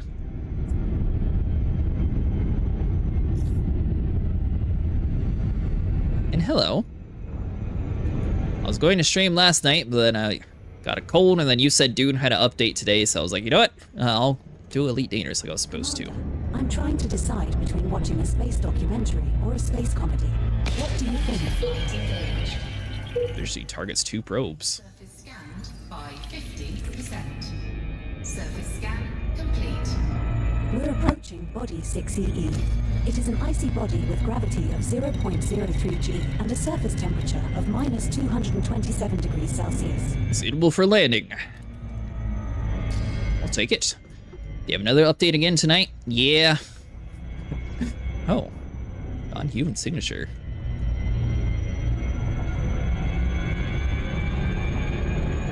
I found me a Thargoid site, Mustang. I'm the first one who's actually mapped this system out, so I'm the first one who ever been to this area. Hold on. Lights. Ship.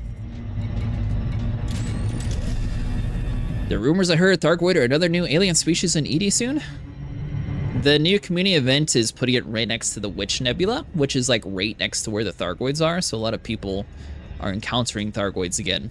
But I've seen some stuff on Reddit. Apparently after the last like major Thargoid battle, Thargoids are actually learning how to speak human.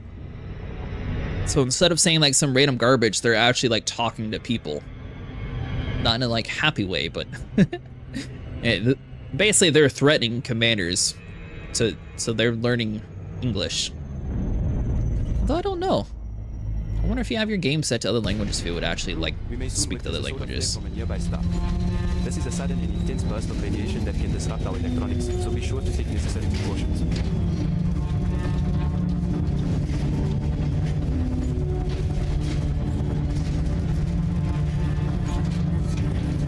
Nothing, just home. I wanted to help with Star Citizen's new stuff, though.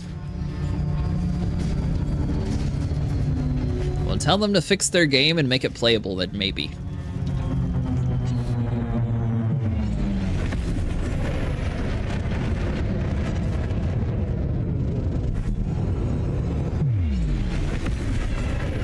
That'll be amazing. Imagine them dying and you hear them cuss. Well, I don't think they're necessarily cussing, but they're not exactly being friendliest to commanders.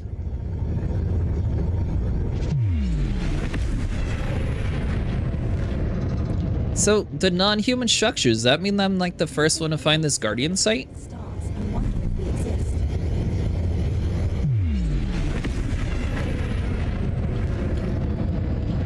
Which is kind of crazy.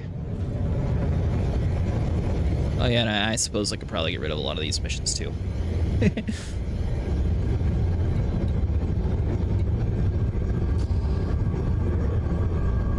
I died multiple times, never went back, because every time I die, I spawn back at Seraphim. I am not doing the cargo event, never again? Why, what happened with the cargo event?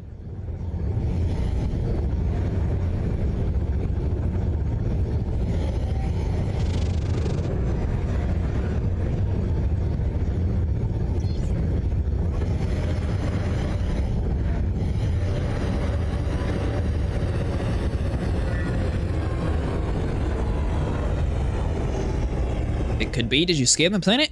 I did scan the planet, so it's fully mapped by me. But it just says non-human signature. And I'm the first one who actually, like, mapped the planet. I don't see anything here, though. Landing gear deployed.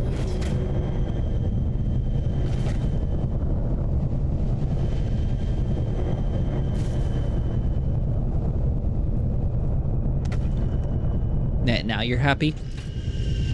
That's our first landing on this body. Yeah. Commander, what's the plan?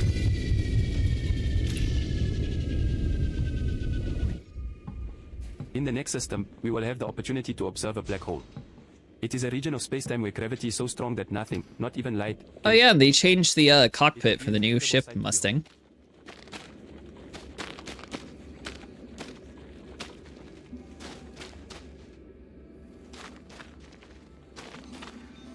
The heck is this thing?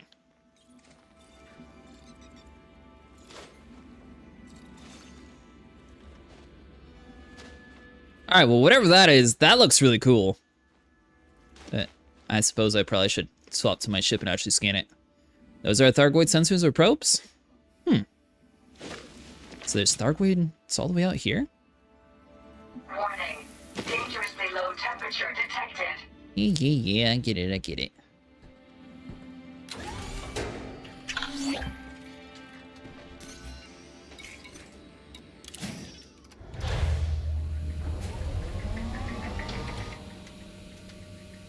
They have been a lot less lately, it seems, but I hope on something every now and then. My probe's out of nowhere, then trying to occupy that planet. No gravity warning. Drivers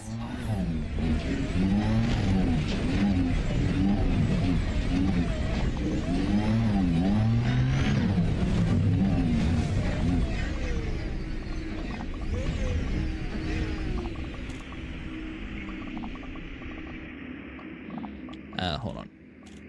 Why is it not?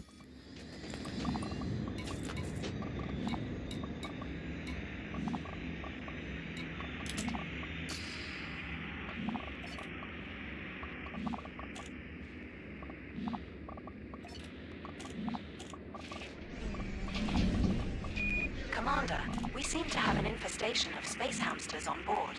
Mustang, what's the button to go inside of your top turret? Isn't it you? The ship. Why is that not working? Oh, I parked the ship too close. Whoops.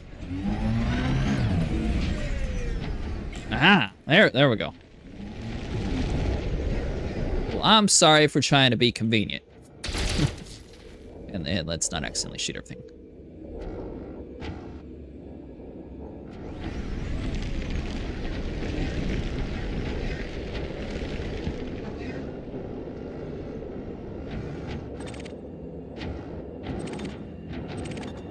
Okay, Okay, so there's nothing actually to scan here.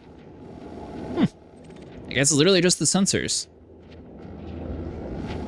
Play a ship further away? Nah, I just gotta drive a little bit further away.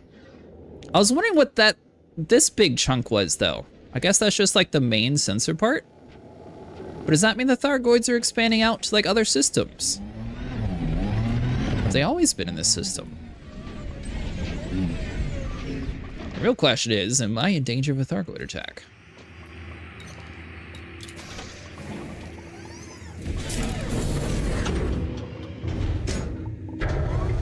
Well, that's interesting.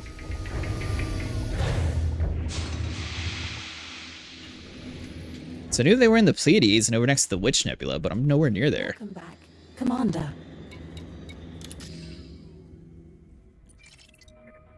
Well, I'm the first one there and the first one who ran over the Thargoid sensor. So take that. That's fast enough to cause a lighthouse-like beam of light that we might be able to see in our... Well, they don't know. Maybe that's what ED's devs are doing. Maybe.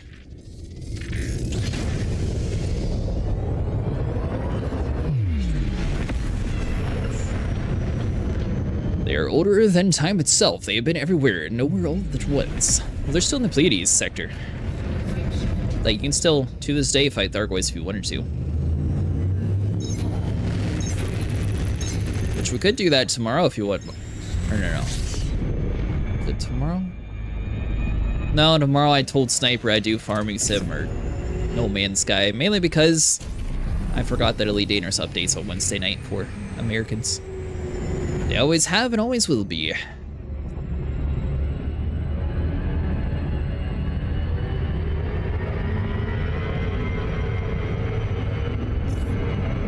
You know what? That's still a cool first discovery. I found a Thargoid sensor and got the first landfall all at the same time. No Man's Sky is looking good these days for sure.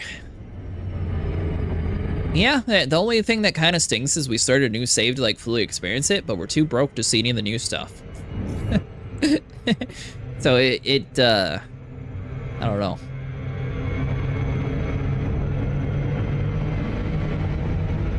Plus, they were supposed to have some sort of community event last time we tried it, and the thing wasn't actually on, so I don't know when that's releasing.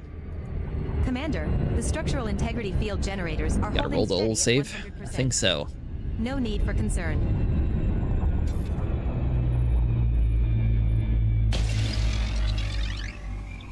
Well, everyone I was playing with said start new, so I was like, alright. And then I realized how long it took us, and then it took us like an hour and a half to figure out how to get Elite in the party.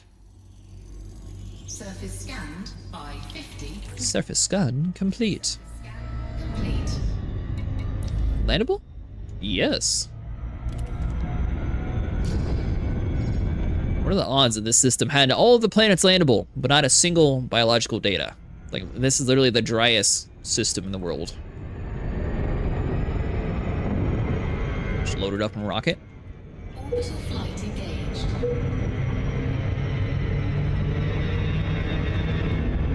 Approaching body 16. This one is an ice body. Gravity is 0.04 G. Surface temperature is Can I turn my lights off? This place is super dark. Ah, that's why.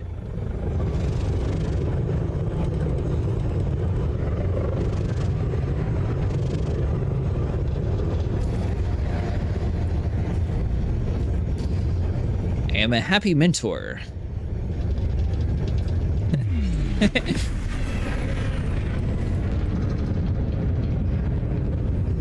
Yeah, I'm thinking it's a little bit too long to get there though, so nah, it probably won't take too long. I was thinking about going back to Super Cruise to get to the ground quicker. This is a powerful explosion that will briefly outshine the entire galaxy.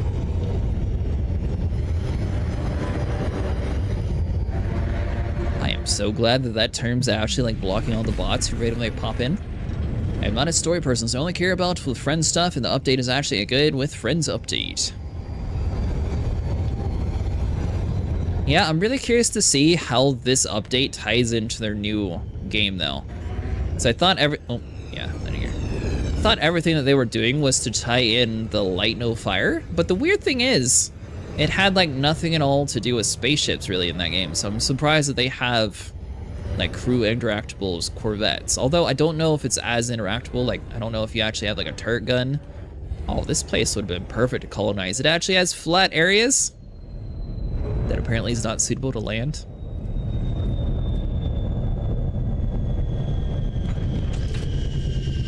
Any place I try to colonize is like the world's most bumps. What's the plan? Yeah, I mean, it's sci-fi-ish. Do not know where you heard it was going to tie in, but I do not know about that. Well, like all the water and stuff are... Warning. Dangerously low temperature detected. Aha, there we go. I say I should be the first footfall for everything here. Some random commander like stopped through the system to refuel, but he forgot to check to see if anyone's actually been here. So I'm able to grab all of the data, even though he found the sun and he found one planet. So it's technically not 100% my system, but I'm going to get at least 99% of it. Even though it's all junk planets. Commander, I've But completed no the money. diagnostics on the propulsion system. But Everything I'm getting my is first perfect. footfall, so hopefully I make money.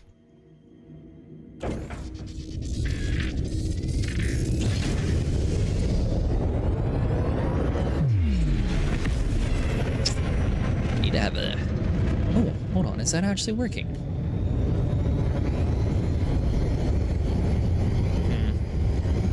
So I guess I would actually have to have it turned in for the counter to work there, so maybe I'll just turn that off.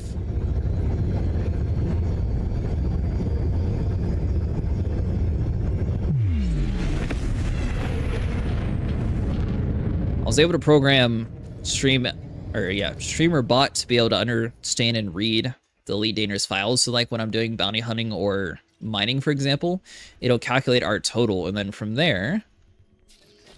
Yeah, okay, so it is marked. From there, it should theoretically be able to count how much money we make.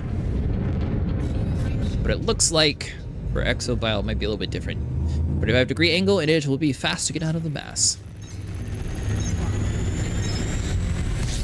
Well, I'll just make sure I actually had the next planet marked, because it's like literally right next door. Ah! Did you know that the universe is constantly expanding? No wonder it's so easy to find. Alright, so we'll wait for the FSD to cool down, and then we'll try that again. Yeah, Sitcon Digital Goodie Pack is available now, and if anything like last year, it will have some very unique items in it.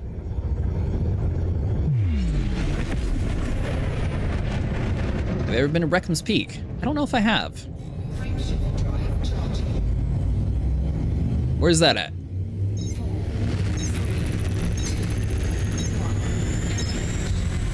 I think off in the distance there, I believe that's the Heart and Soul Nebula. Anyone curious?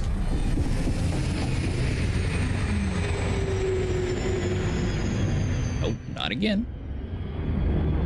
You can see the whole galactic map from there. Really?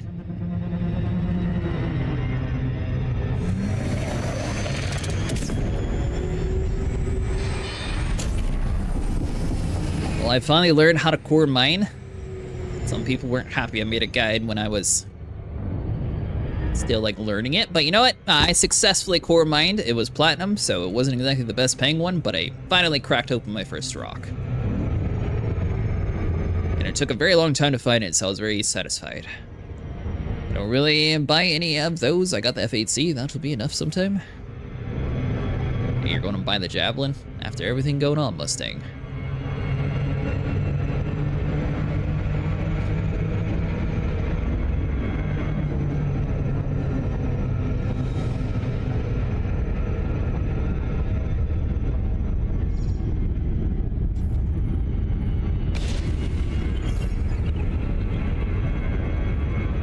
The How about environmental this? control systems are functioning perfectly, and I've Too completed fast. the air quality test. The air quality is well within acceptable levels for all crew members. For body 6C. Planet Service scan complete. There we go. Are you landable? is minus 226 Yes. degrees Celsius. Gravity at the surface is 0.05 G. Definitely came in a little bit too hard. So I think the only thing that I would change with this HUD layout is the night vision to make it a little bit easier to see. Everything else, though, actually looks really sick. So has pristine reserves. Yeah, a lot of these smaller planets are just like one probe and it gets me 100%. I didn't realize I was that close, and it kicked us out of our FSD jump.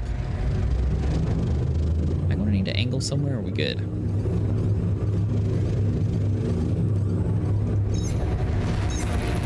Is that not through the planet? Okay, don't you dare. There we go. Whew.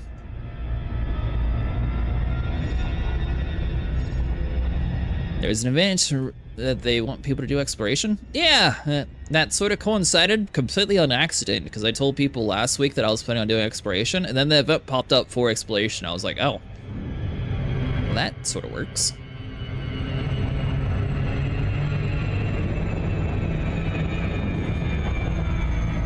Don't you say we're going too fast, just let us glide. But there we Keep go. an eye out for a red giant star, which is much larger and brighter than our sun. These stars are in the later stages of their life, and observing them can help us understand the fate of our own star in the distant future.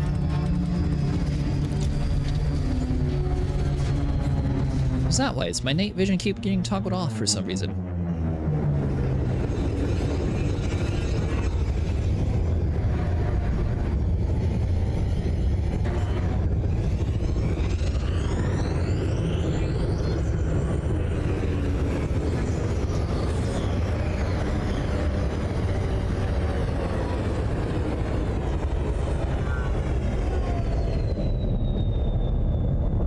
Unsuitable. This is completely flat.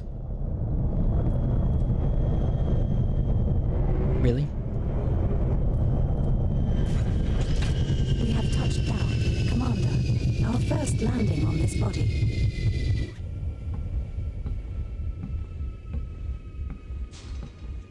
The ship and EDs sound the best in any space game.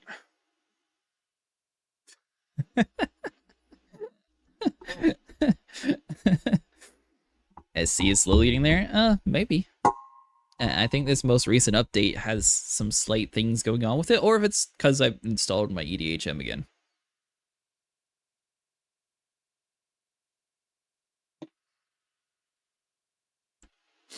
Real question is, am I going to have to go land on the planet again, or if I'm going to spawn back down there at the bottom?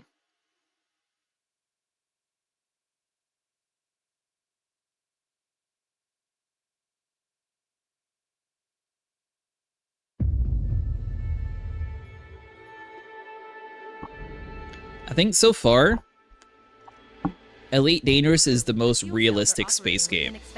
Like, yeah, you can say Star Citizen has better graphics or whatever. Like, you can have that opinion and it's fine. But the thing is, it doesn't have the ability to be able to have, like, the planetary gravity fields and everything else tied into that. Commander, Discovery mode is on, but your primary fire keybind has not been set to a key press keybind. Auto-firing of the Discovery scanner will not work until you map a key press to this key. Which one has no content? Oh, they're still doing the drops. Ends on the 16th of September. I didn't realize that. I thought that was over with. You have to have a special ship package to name your ship in that game, Mustang. What content does Star Citizen have? Mining, salvaging, not discovering planets. So, like, between the two games, what does Star Citizen have that Elite doesn't have?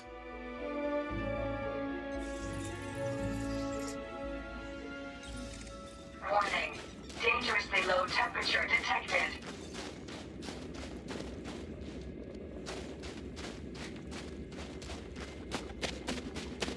That's it. That's your determining factor. Atmospheric, there's nothing to do on any of the planets.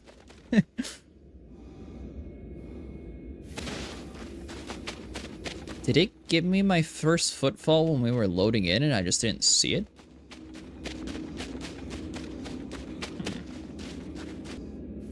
Like, planets are all empty, no atmosphere set on planets?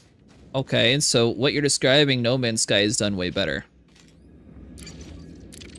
So, what does Star Citizen have that No Man's Sky and Elite Dangerous doesn't have? Keep an eye out for supernovae, which are the explosive deaths of massive stars. Right, so hold on.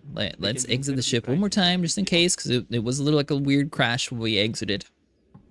I'm going to blame the Thargoids. They definitely did something. What is this a lot? Like, I'm not even trying to be mean. Like, I'm legitly trying to figure out what a lot has different. Because it doesn't have real world physics, so that's out. Oh, it crashes more, so that's a plus.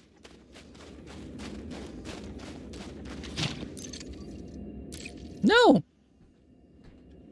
I'm legitly asking you what the game does different. This game, whatever's wrong with this planet, I guess because it's a new planet, but this game really hates this planet.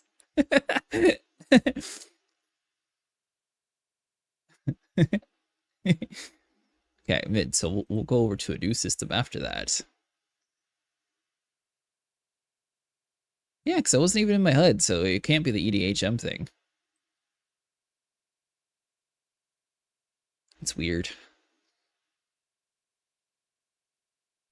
Sometimes I wonder if we're the only intelligent life out here. Then I remember some of the people I've met.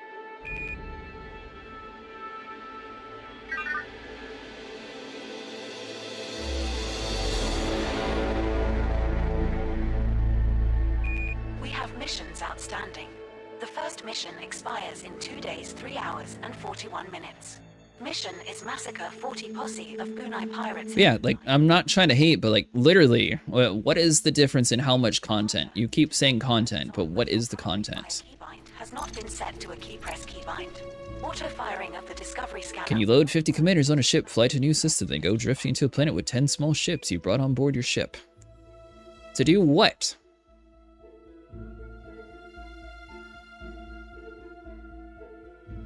Yes, Star Citizen, you can load up the people, but to do what?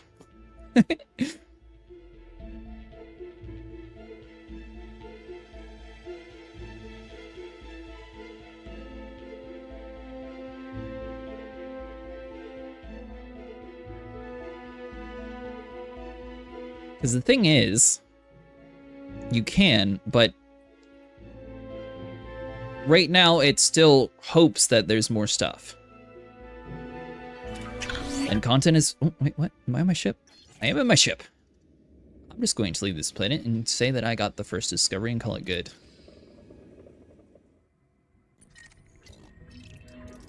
You, sir, are very cursed. Look out for quasar, a very bright and distant object that emits large amounts of energy.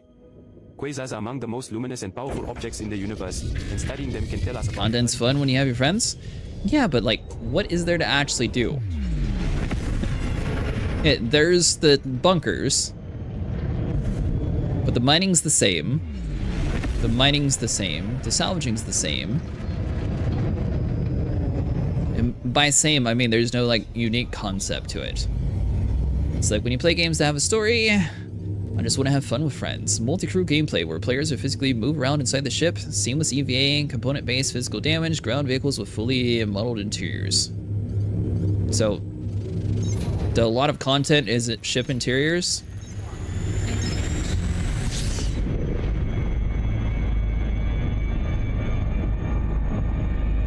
Those shops are large, but let's be real, people go to the same like 2 shops.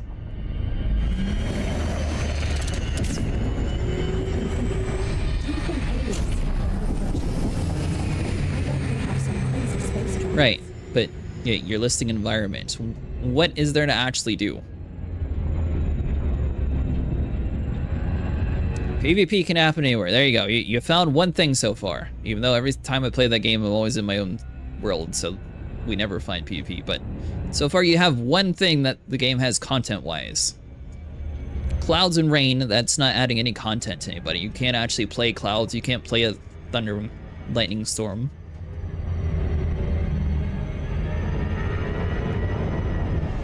It doesn't have ability yet, so that's scratched off. Once they start adding stuff, then it'll be able to claim that it has a lot of content, but right now,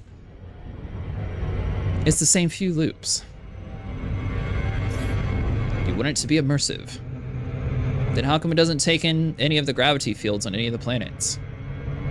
Why is it that a standard civilian can buy a militarized ship and start shooting things? You think the United States government, or any government in general, would allow a random civilian to have that kind of technology? I'm not salty, but I'm being realistic about it. By 50%. Surface scan complete. Money. You can't even... We're approaching body. Eddie Hall, for example, had to buy a decommissioned tank. Surface So you're telling me The atmospheric control system. the fact you brought up clouds proves me right? Actually, Mustang brought the clouds up. Any issues with air quality or You can look up and read the chat. Mustang was talking about the weathering system. Ooh, this looks like an actual moon.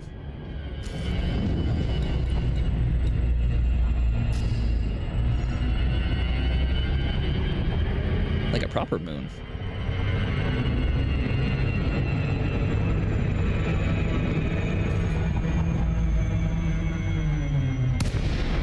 Besides, my point was, I was talking about what content it had, not what visuals it had. Let us exploration explorement. The only game I did 900 hours?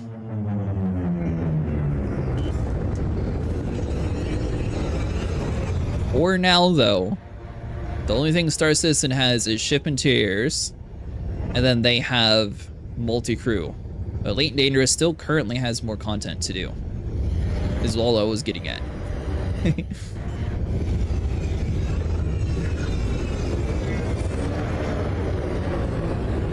Because right now you still can't discover your own things in Star Citizen. Like, all the planets are pre-discovered, so you don't have that in your loop. There's no fighting aliens yet, so there's no loop for that. I mean, you can multi-crew, but yes, I get your point for that one. Which is why I said Star Citizen has that. The plan. Yeah, but the whole thing is it has more content. In the future, Star Citizen might have more content eventually, but for now, Elite Dangerous still has more content.